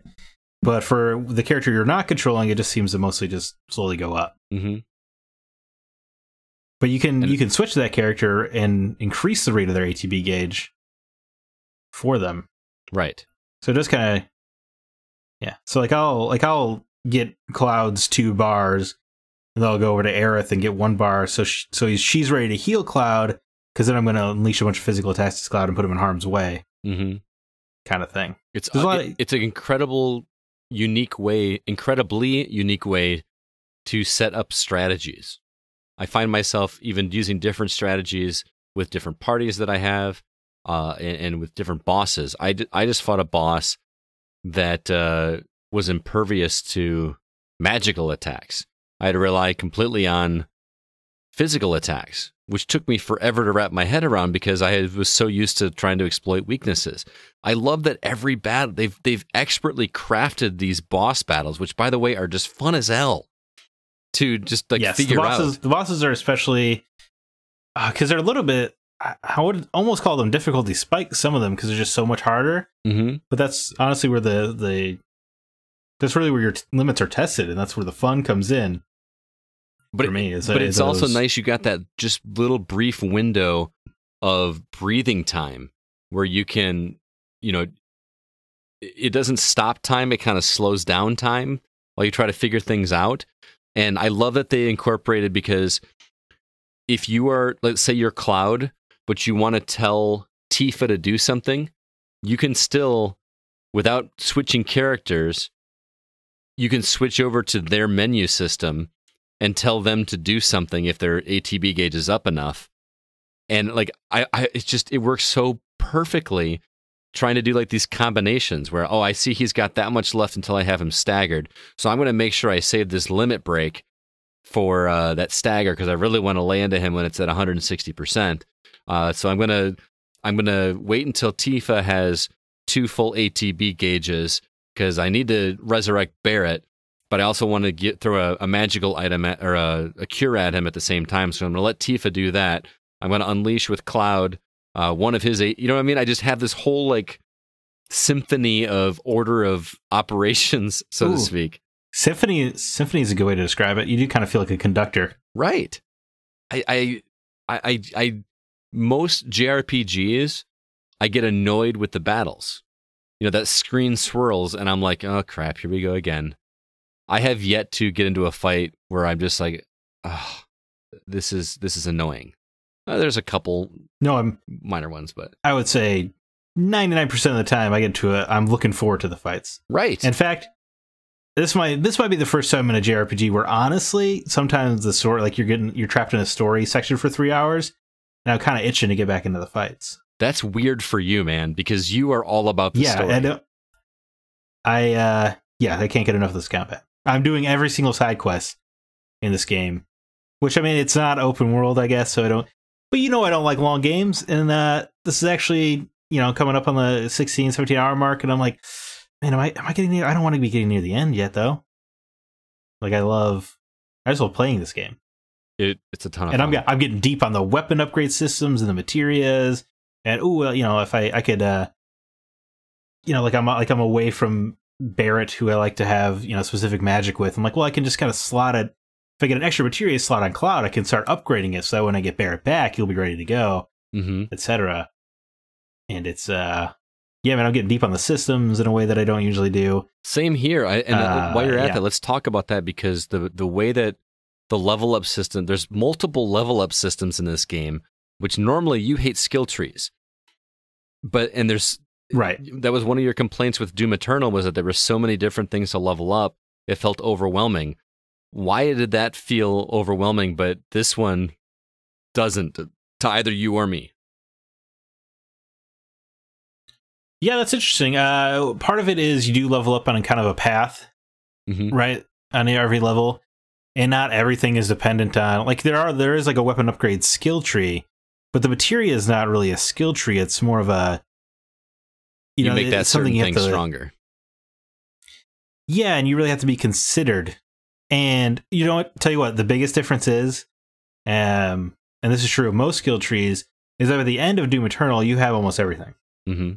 So you're not really making a choice. The game is trying to pander to you and make you feel like you're making choices. And I feel this way in Assassin's Creed, Division, games like that as well, because the point of a skill tree, you should be making hard calls. Right. And there's just no way you're leveling up every single materia in this game.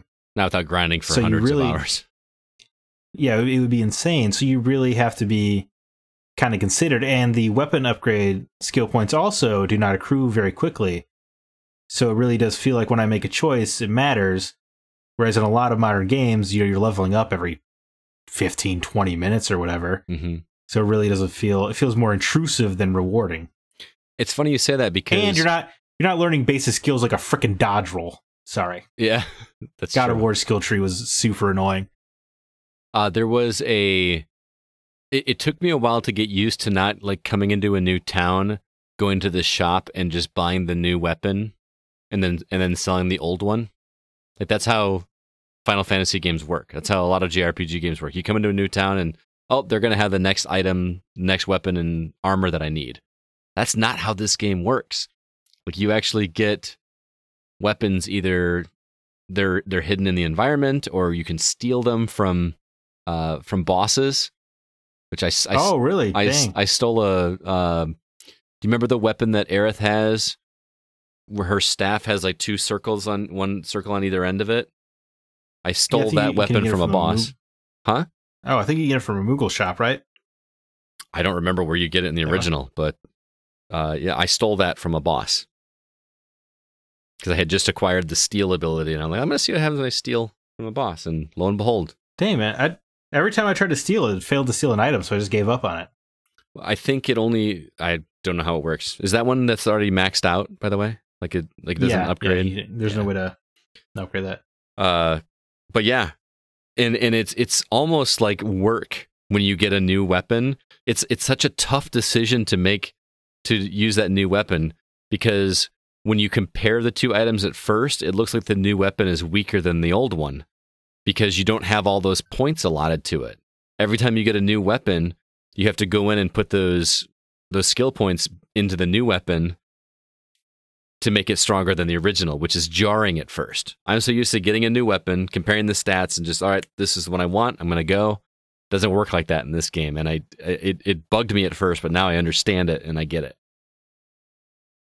Right. Yeah, and man, you want to know another thing that's weird about me in this game? Huh? Is that like this? You know how I'm doing every single side quest that I can possibly do in this game, which is nice that they just kind of point them all out to you. But like, there's been a couple where I've just kind of skipped the dialogue because I don't care. I just want just give me the boss. Right. That's so unlike me on just my core level. But the combat in this game is, dare I say, Scott Clark, exquisite. Exquisitely sublime? That's, oh man, that's such a good way to describe it. It's there's just something about the fusion of the real time and the turn-based combat that is great. Yeah, I think a conductor of a symphony is a good way to describe it, because you think about old JRPGs, I always felt like you're playing a chess match, right? You're taking your time, being considered striking. But in this, your ATB gauges, like if you don't use them, they're not going to go away. So like you want to use them, but you want to maybe queue them. You want to maybe use, there's just, you're constantly thinking. It's like speed chess now. From chess to speed chess. Look at that. That's a great analogy. Yes. I like it. I want to jot that down. Yeah. You mind if I use that? I guess we haven't really decided who's going to write the review, but... Please do. Oh, I assumed it was going to be you. I assumed it was going to be you in June 2019. One thing I want to say, just to step aside from the combat for a little bit, man, one of my favorite things about this game is, because I played this one when I was younger, and the graphics looked the way that they did, which, yes, the cutscenes looked amazing, the set pieces looked really cool, the character models looked very polygonal. So the way the characters looked, and their facial expressions and their emotions, you had to imagine. You were picturing them in your head. These locations, like the inside of the bar, you saw their layout, but it was more like an over-the-head view layout. You kind of pictured what it would feel like to be inside Seventh Heaven. Playing Final Fantasy VII Remake feels like how I imagined this world looked like in my head when I played it as a kid. It is so much fun walking around in 3D in these environments that I grew up with and loved, with the music that is still burned into my skull. It is so much fun being in this world with these characters, and it's so crazy feeling nostalgic and having a fresh experience at the same time. I've never had it quite to this level as I have with Final Fantasy VII. Would you agree? It's kind of an interesting ride because, I don't have the affinity for it that I feel like some people do. Mm-hmm. But walking into the 7th Heaven's Bar, I was like still definitely overwhelmed with, whoa. You know what I mean? Like, or when Barrett meets Marlene, even there's just voice acting now, and I was like, oh, this is so much better now. Like, I'm connecting to the story so much faster, and I care a lot about. And I think part of that is, I guess, if we can, go to the story for a moment, without trying to spoil anything, is right. They took Midgar, which was 5-7 hours originally on PS1, and they're blowing it up into a 30+ hour game, closer to 40. And you get to do that. You can only do that by expanding things, right? Like, there's a lot more of Jesse and Wedge and Biggs in this game. And because of that, they're not really introducing a great deal more plot. They're mostly introducing more character beats, more character moments, arcs. You're learning about these characters more. You're getting so much more time with Aerith already. Or Tifa, these characters who I didn't have a great deal of affinity for before, but now I would die for Tifa. Yeah. I about fell over when I got a text message from you saying that the rooftops sequence when you meet Aerith for the first time was, quote, adorable. You used the word adorable.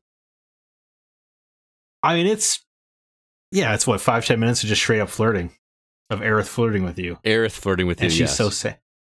Yes. Cloud, well, yeah, maybe that is how Cloud flirts. I don't know. Can we talk about that, by the way? Talking. Is there like sexual tension between Cloud and every female character that he comes in contact with in this game? He's like a harem anime protagonist. Seriously? Every woman wants him. Everybody wants a little Cloud. I mean, he's a sharp-looking dude. He's got hair that no one else does. He stands out. He's got those soldier eyes. Those Mako. But yeah, it's really, they don't even talk to him. They just want him already. Yeah. Just and then Jesse very aggressively wants Cloud. Oh yeah, I don't know if you've gotten as far as. I assume you're as far as because there's one point where like, dang girl, slow your roll. So where she's like, my roommates will be gone tomorrow night. Come over. Yeah. Okay. Yeah, that's the part. Yeah, that was oh my god. Wow, because like Jessie was like a super minor character in the original game. Like she was just there to have a couple lines. There's a necessity. You fill out the hours by fleshing out the characters. And I'm glad they did that instead of trying to sideline, a new B plot or something like that. And what's really cool instead is of take down the criminal organization of Slum 7. I'm glad they didn't go that route. Instead, they went with, let's learn more about Jesse. There are complete missions in this game that were absent in the original game. You go on a mission. Is that a spoiler? No, I don't think so. I mean, I don't know how protective people really want. You go to a character's home life. Right. But what's really cool, and I felt this way when I was playing it, is I felt like I was playing a piece of DLC for the game. Like if they had released the entire first chapter, sold it to us for $60, and then after the fact said, hey, we've got some extra DLC missions where you can go back and play these side stories that are, like you said, character pieces and not necessarily super integral to the main story, but they're super great and you get to see some side story. Hell yeah, here's my $20. And they felt like they're already in the game.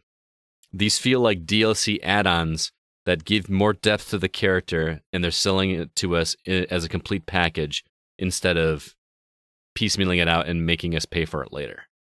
They're making us pay for the second and third acts of the game instead, but that's fine. Well, yeah, with the quality level, I am happy to do so. In fact, if you want to just go ahead and slot this combat system into your FF9 remake, I wouldn't be mad about it. And Final Fantasy VIII for that. You could throw in the draw system too. You could just really just copy and paste this combat system. I love it so freaking much.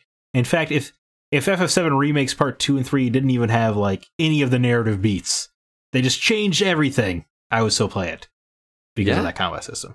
Yeah. I believe you. I had some notes here I wanted to share. One tiny little thing that is absolutely fantastic. I love that you can see the materia pieces in the weapons and the arm bangles and everything. That is a small little thing that means so much to me. It feels awesome knowing that that weapon looks that way because I chose it. Well, I don't know about you. I mean, I was like 6 when Final Fantasy VII came out. Mm-hmm.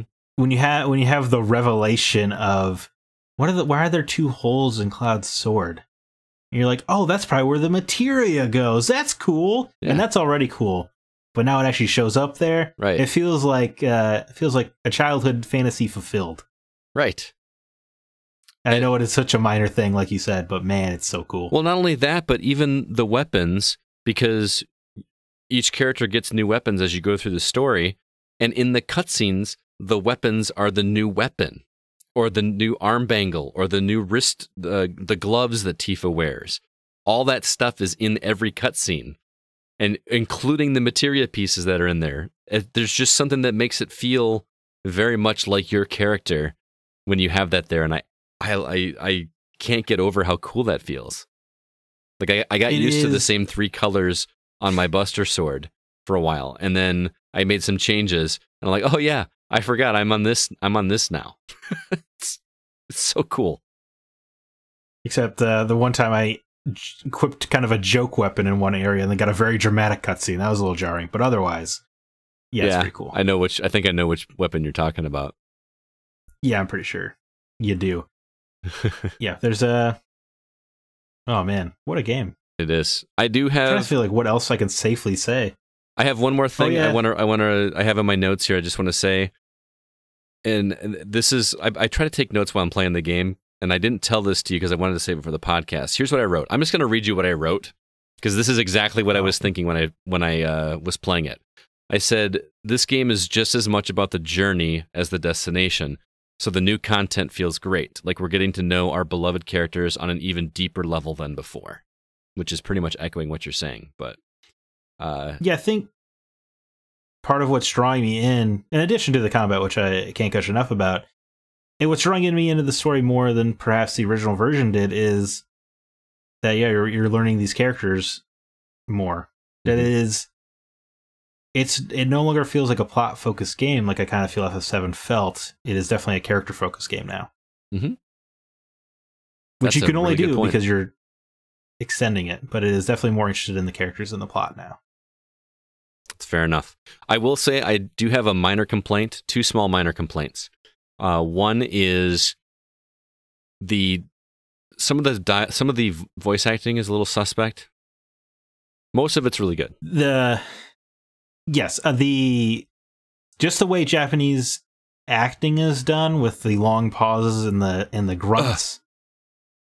Yeah, well, it'll be like, some girl says a sassy comment and Cloud, like a 5-second pause, and then he just goes, ugh. And then another like 3-second pause, and it cuts back to the character talking. Right. That can be frustrating. It is something you do get used to, and it is something that if you play JRPGs of any sort, it's just kind of par for the course. Right. Or anime. But especially anime, yes. But because I feel like the cutscenes are directed better here than I find in most games, just the cinematography, I think, in this game is excellent. It makes the cadence stand out more. I feel like that doesn't bother me as much as just some of the dialogue feels out of place. Like, I think Cloud is voiced very well. I think Tifa and Barrett, the main characters are voiced very well. Some of the side characters I just feel are a little, like, especially because their mouth movement, even with the main characters, their mouths don't match the voices. And I don't know if that's a localization thing or if it's just, they put so much graphical intensity in the design of the rest of the game that was a minor detail. But it stood out to me. Yeah, I wonder, right? Because, no, that's a good point. My first thought is, maybe they just couldn't get the lip syncing right for the English localization. But I mean, Resident Evil 3 is a Japanese first game, and that worked perfectly. Well, there's also probably a whole lot more dialogue in Final Fantasy VII than there was in Resident Evil 3. That's a fair point. Yeah. So that's a little tougher to do. But I don't know, some of the way that the mouths move, maybe because I had just watched some videos of the original God of War on PS2, but some of the way that the dialogue didn't match up with the mouth movements reminded me of what I saw when I watched that original gameplay or cutscenes from God of War, where it just felt like a PS2 game, not in terms of graphical fidelity, in terms of how things just didn't match up, because they simply could not make it happen back then. Again, does not ruin the experience for me at all, but it stood out. And the other thing is, I feel like I really hate dogging on voice actors, because I know how tough it is and I can't do it. And we have several friends of the show that are voice actors, but some of the kids, like it's so obvious that the kids are voiced by adults. Like sometimes I can hear, like Clementine. I never even knew that was an adult woman until like the second or third season when someone pointed it out to me. I just believed it was a kid. Every kid sounds like it's voiced like by not every kid. There's a couple, but most of them sound like they're voiced by adults trying to sound like kids, and it drives me crazy. Yeah, there's one kid at the orphanage in particular just straight up sounds like a man. Yeah. I know what you mean. That is kind of a minor niggle. I understand what you're saying, but yeah. I'm trying to think of complaints. You know what I really appreciate? The size of the game world. Yeah. Let me tell you. It's not like a massive open world. It does feel bigger as you get further because you start going to new areas. I'm on chapter 14 right now, just finishing up chapter 14. Boy, chapter 14's side quests take a long time. I don't know if maybe you'll find them I think quicker than I am. I guess for comparison, I'm on chapter 9. Okay. But just the structure of the questing reminds me of KOTOR or The Witcher 2.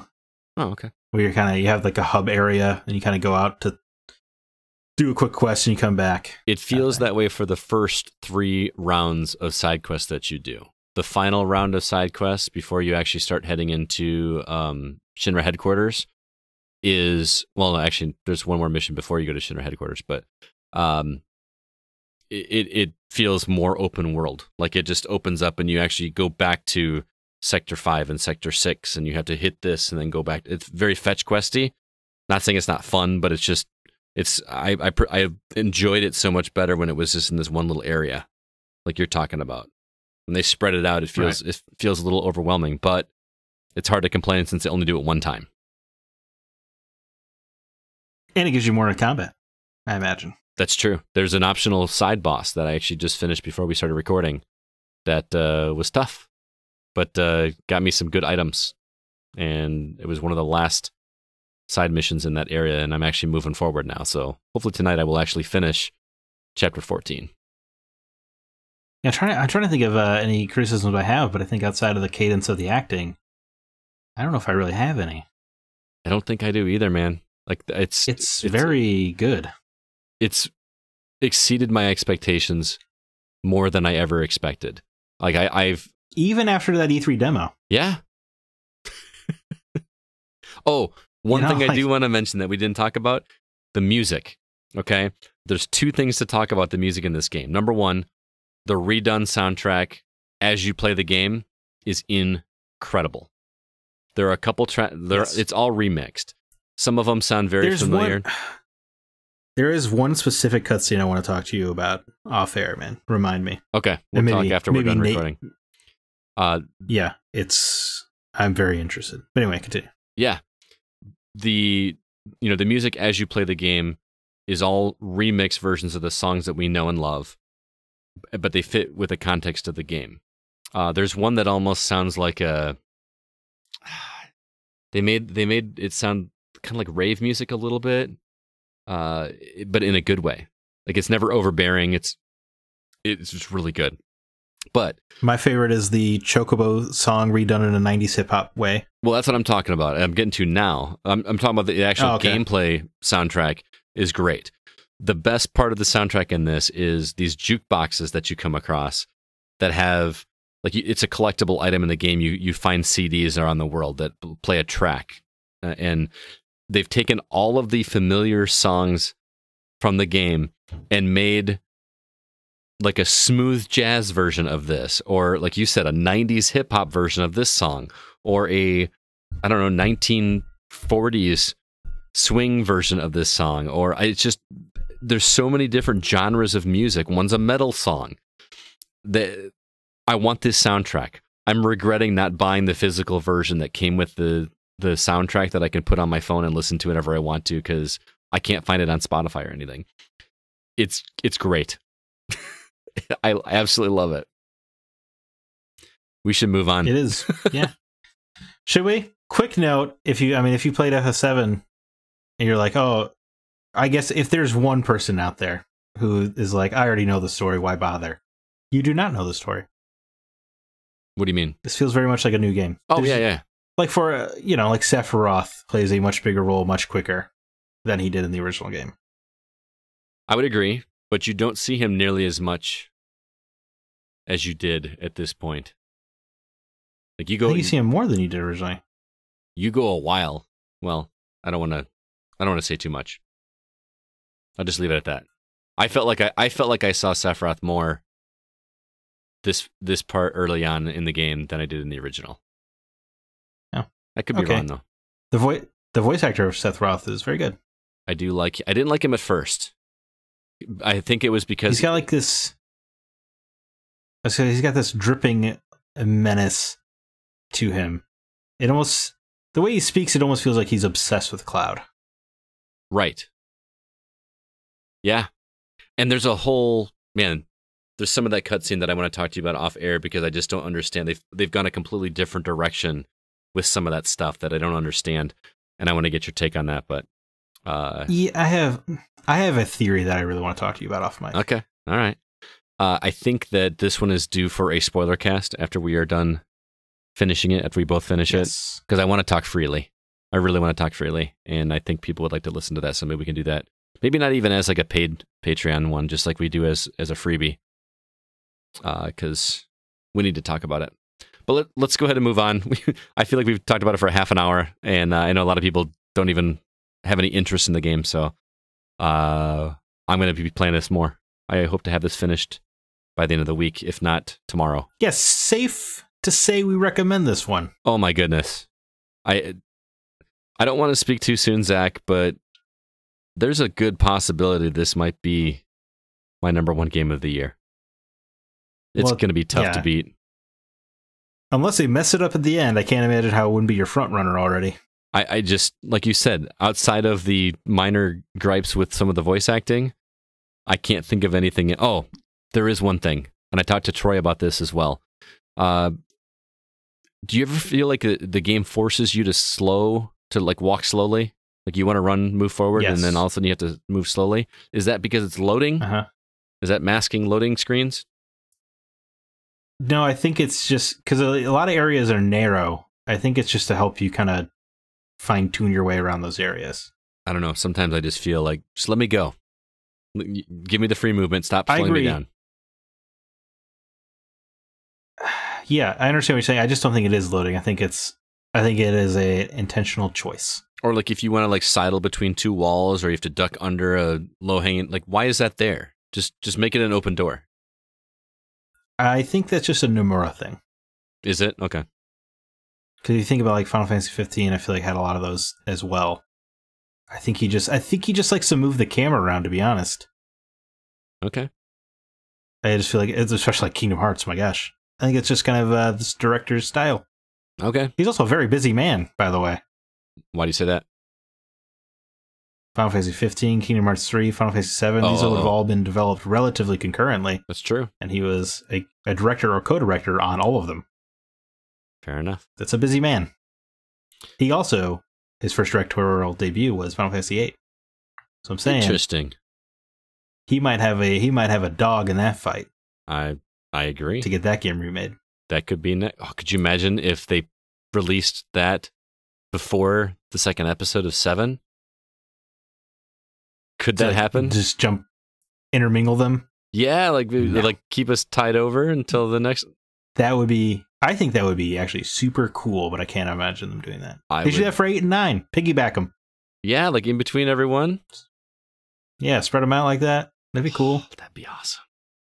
Anyway, Final Fantasy VII, big thumbs up. We got to move on from both of us. Yeah, that's a pretty darn tootin' good game if you like video games anyway. Yes, and that's unfortunately the only game I played this week. Oh, no, I take that back. I got one that I'm going to talk about here before we wrap up. But before I talk about that, we got one pre-recorded review for you. Thomas stopped by to talk about a full-motion video game that he played called The Complex. We're going to let you hear that review right now. I'm here once again with Tomas Becks. How's it going, sir? Good, considering the circumstances. You staying safe over there? Yeah, still on lockdown here, working from home. Bored as hell. Well, yeah, it's not bored. I'm not bored, but it is boring. Yeah. Yeah, it's, I can only leave my house to do grocery shopping, and I went for a walk after lunch today. That was the highlight of the week so far. So nice. At least you're getting some fresh air that way. Yeah. Well, you're here to review a game for us called The Complex, which you're playing on PC. This one comes from Wales Interactive. That's the developer. It looks like a full motion video game, where they're actually using live footage. I know there was another one you reviewed for us recently. You seem to be a fan of this style. What makes this one stand out to you or made you want to play it? Yeah, the last one I reviewed was the full motion video was She Sees Red, which was about someone trying to figure out what happened in a murder. And in this case, it's highly topical because in this case, you're trying to prevent the virus from breaking out. So, of course, they could not have known back when they started development on this game that it would be incredibly topical once it came out. So yeah, this is The Complex, and you play a lady that is a very well-respected scientist in a field of virology and stuff like that, who has developed something and has to live or try to live with consequences of that what she developed might not be used or might fall in the wrong hands. Let me put it that way. Might fall into the wrong hands. Very topical indeed. Yeah. So it is a full motion video game. That means it's basically an interactive movie. So you see scene after scene, and then you have to make choices. And those choices affect how the story will go. It's like a full motion video, choose your own adventure game. Right, yeah, there's been a few of these at least available on Xbox. I know there's probably plenty on PC as well, but you know that world better than I do. There was one like The Bunker I played on Xbox. Let's see, Late Shift. These are full motion games, and it's, like you said, choose your own adventure. Does this one do anything special that stands out for you, or is it more of the same, or where do you rank this one among the others? Well, what stands out here is that it's got really high production values. It looks really like a Hollywood movie. It's got good acting. It's got some familiar faces, as one of the actresses involved you will recognize from Game of Thrones, for instance, and some other actors that they put on quite a good performance, and it really looks really good. It sounds really good. The music was good. It's got some proper moral dilemmas, because there's only one way to really do a game like this well, and that is to do it like this. So have this really good production value, so that it doesn't look cheap, and it absolutely does not look cheap. Apparently, I have not found them all yet, but apparently there are 9 endings or variations on endings. And it all completely depends on how you treat people. So your choices, you can either you get 2 choices, or you can choose not to choose anything, which is also a choice. So technically you have 3 choices, and you can, for instance, choose to be friendly towards someone or be callous towards someone. You can choose to pick up a phone call or not pick it up, but it all affects your relationship with people and the way your character develops. So at the end, or well, during the game, but especially at the end of the game, you can see how your the percentages of your personality. For instance, you are 40% trustworthy, 68% empathetic, stuff like that. That is influenced all by the choices you make. And you see also the portraits of all the people you have interactions with, and whether they lived or not, and how they see you, how your relationship with them is. So the closer to 100% you are, the better the relationship with that person. That makes sense. So there's like an intense algorithm going on that's going to change it and affect the ending, which is, you know, like a Telltale game, but it sounds like it's compounded. Yeah, it's a lot like that same idea, but there are no arcade sequences in this. There's no QuickTime events or anything. It's all based on those choices that you make. That's interesting. I just had to look up to see which actress you were talking about. That is Lissa. She plays Lissa Aaron. Yeah. On Game of Thrones, which is Catelyn's sister. Yeah, she's a Scottish actress, and her Scottish accent goes all the way through here. It's great. Oh, nice, because she didn't have a Scottish accent on the show, so she was acting with an English accent. So I love Scottish accents. Now I have to play this game, especially because it's topical. I know that you've been recently playing through like The Last of Us, which seems crazy to play right now with what's going on. You know, people are playing Plague Inc. on PC. These are hot titles. It's too bad that The Last of Us 2 got delayed, because I feel like that actually might help their sales if they were able to release it on time. But this sounds pretty interesting. Is it one you recommend people to check out? Oh, definitely. Yeah, there is one playthrough lasts about hour and a half, 90 minutes. That's not bad. So, but these games are made to be played multiple times. So it's not like you play it once and then of course you can do that.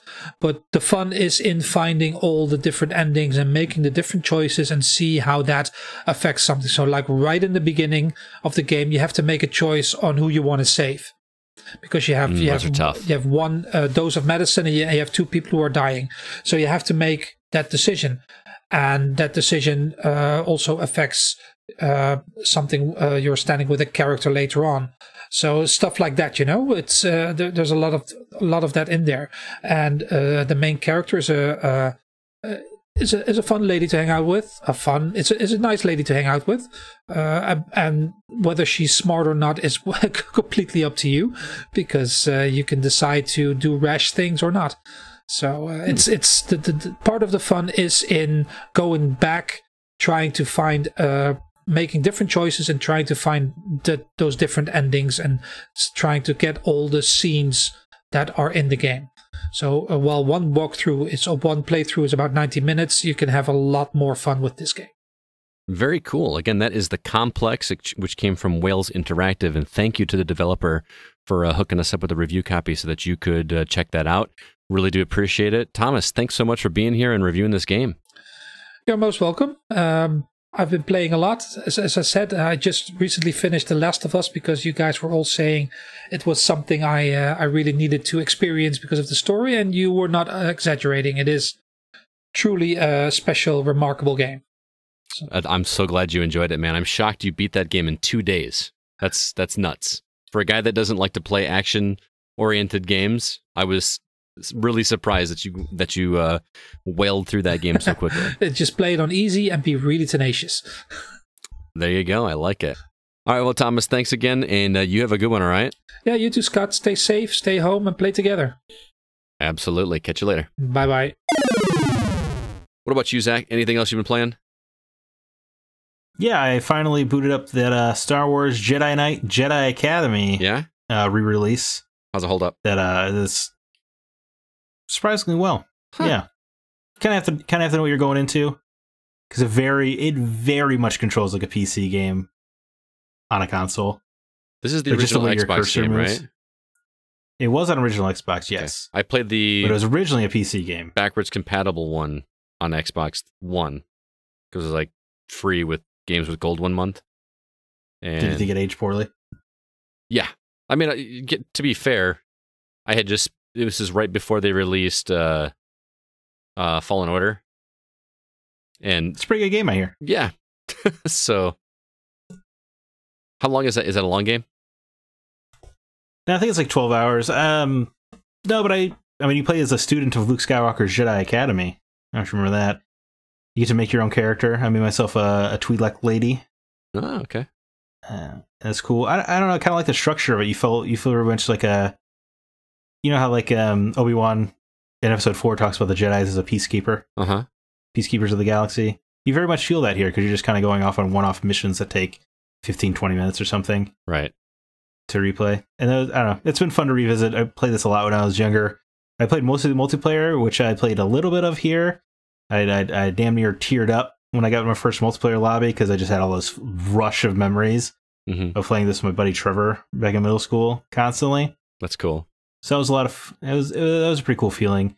I cannot get any game mode to work except power duels. Every time I try to matchmake, it just crashes my PS4. So that sucks. And I've been hearing the same thing from our friends at Nintendo Made Trey. So the same thing happens on Switch. So that's unfortunate because the multiplayer is really where a lot of this game gained its popularity, was the multiplayer, because it has some pretty good lightsaber duels, which don't feel as good as I remember them anymore, because now we have Fallen Order, where I think is the best lightsaber combat we've ever had. So it's a little bit, that's probably the only memory part. It feels bad. And also you can pick up all the weapons that the Stormtroopers carry. Why would you ever use them? You have a lightsaber and the Force. Why would you use a blaster? So uncivilized. I tell you. An ancient weapon of a more civilized age. Yeah, it's really good. If you had any affinity for that game at all, go ahead. I would say pick that up. All right. The only other thing I've been playing is, since we've all been social distancing, Easter Sunday was yesterday as of this recording, and normally I go to my in-laws, and we obviously couldn't do that. So my sister-in-law decided to set up a Jackbox game with my family, my wife's family. So there was about 10 of us at one point. There was 10 of us, and played some Jackbox games, and realized that my wife's family is a lot dirtier and more perverted than I thought they were. So that was actually an enlightening experience, and that was a lot of fun. Good. It was. Turns out, I think when you get most adults together, and they can, because Jackbox, you're very silently being perverted, right? Because you're typing it on your phone, right? So you have a slight degree of anonymity. That's true, until your name pops up and it reveals who you are eventually. Right, but if you go, I'm just saying, it gives you a little bit of a confidence boost. But you got to remember that these are also like my wife's cousins. That when I first met my wife, or even when we got married, were still children, and now they're, just in their early 20s, if that. And it's perfect time to get dirty. Yeah, it's kind of crazy. It was pretty funny. But man, did we laugh! I laughed so hard at. Oh man, I can't even describe to you some of the. Drawful is a fantastic game on Jackbox if you need something to do. It works great over the internet. Set up a Google Hangout and share your screen if you have it on PC. Seriously, get your family together since you can't get together in person. Play some Jackbox games. It is an absolute blast. Drawful, Fibbage is good. Trivia Murder Party is outstanding. And what's the other one we played? Those are the three big ones that I would recommend. They're really good. All right, well, that's going to do it for this episode of The Gaming Outsider. Zach, any parting words or recommendations before we get out of here? Watch Ozark. What a show. We talked about that. We mentioned that last week, didn't we? Did we? And at the top of the show. No. No, we mentioned it at the top of the show. I hadn't started watching it, I don't think, last week. It's very good. It is very good. It's really good. I'm going to make a recommendation as well. Since you are listening to a podcast, you obviously like podcasts. I want to make a recommendation of one.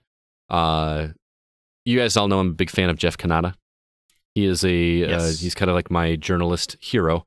And he used to have a podcast called We Have Concerns, which is a short little comedy podcast about 20 or 30 minutes long, where he and his buddy Anthony Carboni get together and they talk about something science related, something that's real in the world of science right now, and they just kind of riff on it. They even go into characters and they make voices and they crack jokes, and it's silly, but it's like a 20-25 minute podcast, if that. little bite-sized thing that is genuinely hilarious. And if you would like to see into the world of a guy that inspired me to start my own podcast several years ago, check out We Have Concerns. I find it genuinely hilarious, and I think you might dig it. I think you might dig it, Zach. Anyway. All right, I'll check it out. Yeah. Well, all of you out there, thanks so much for listening. Please be sure to email us if you have any questions or concerns. The address is feedback@thegamingoutsider.com. Until next week, I'm Scott Clark with Zach Parkerson, and we are The Gaming Outsider. And remember, there's no such thing as a bad game, just games that aren't for you.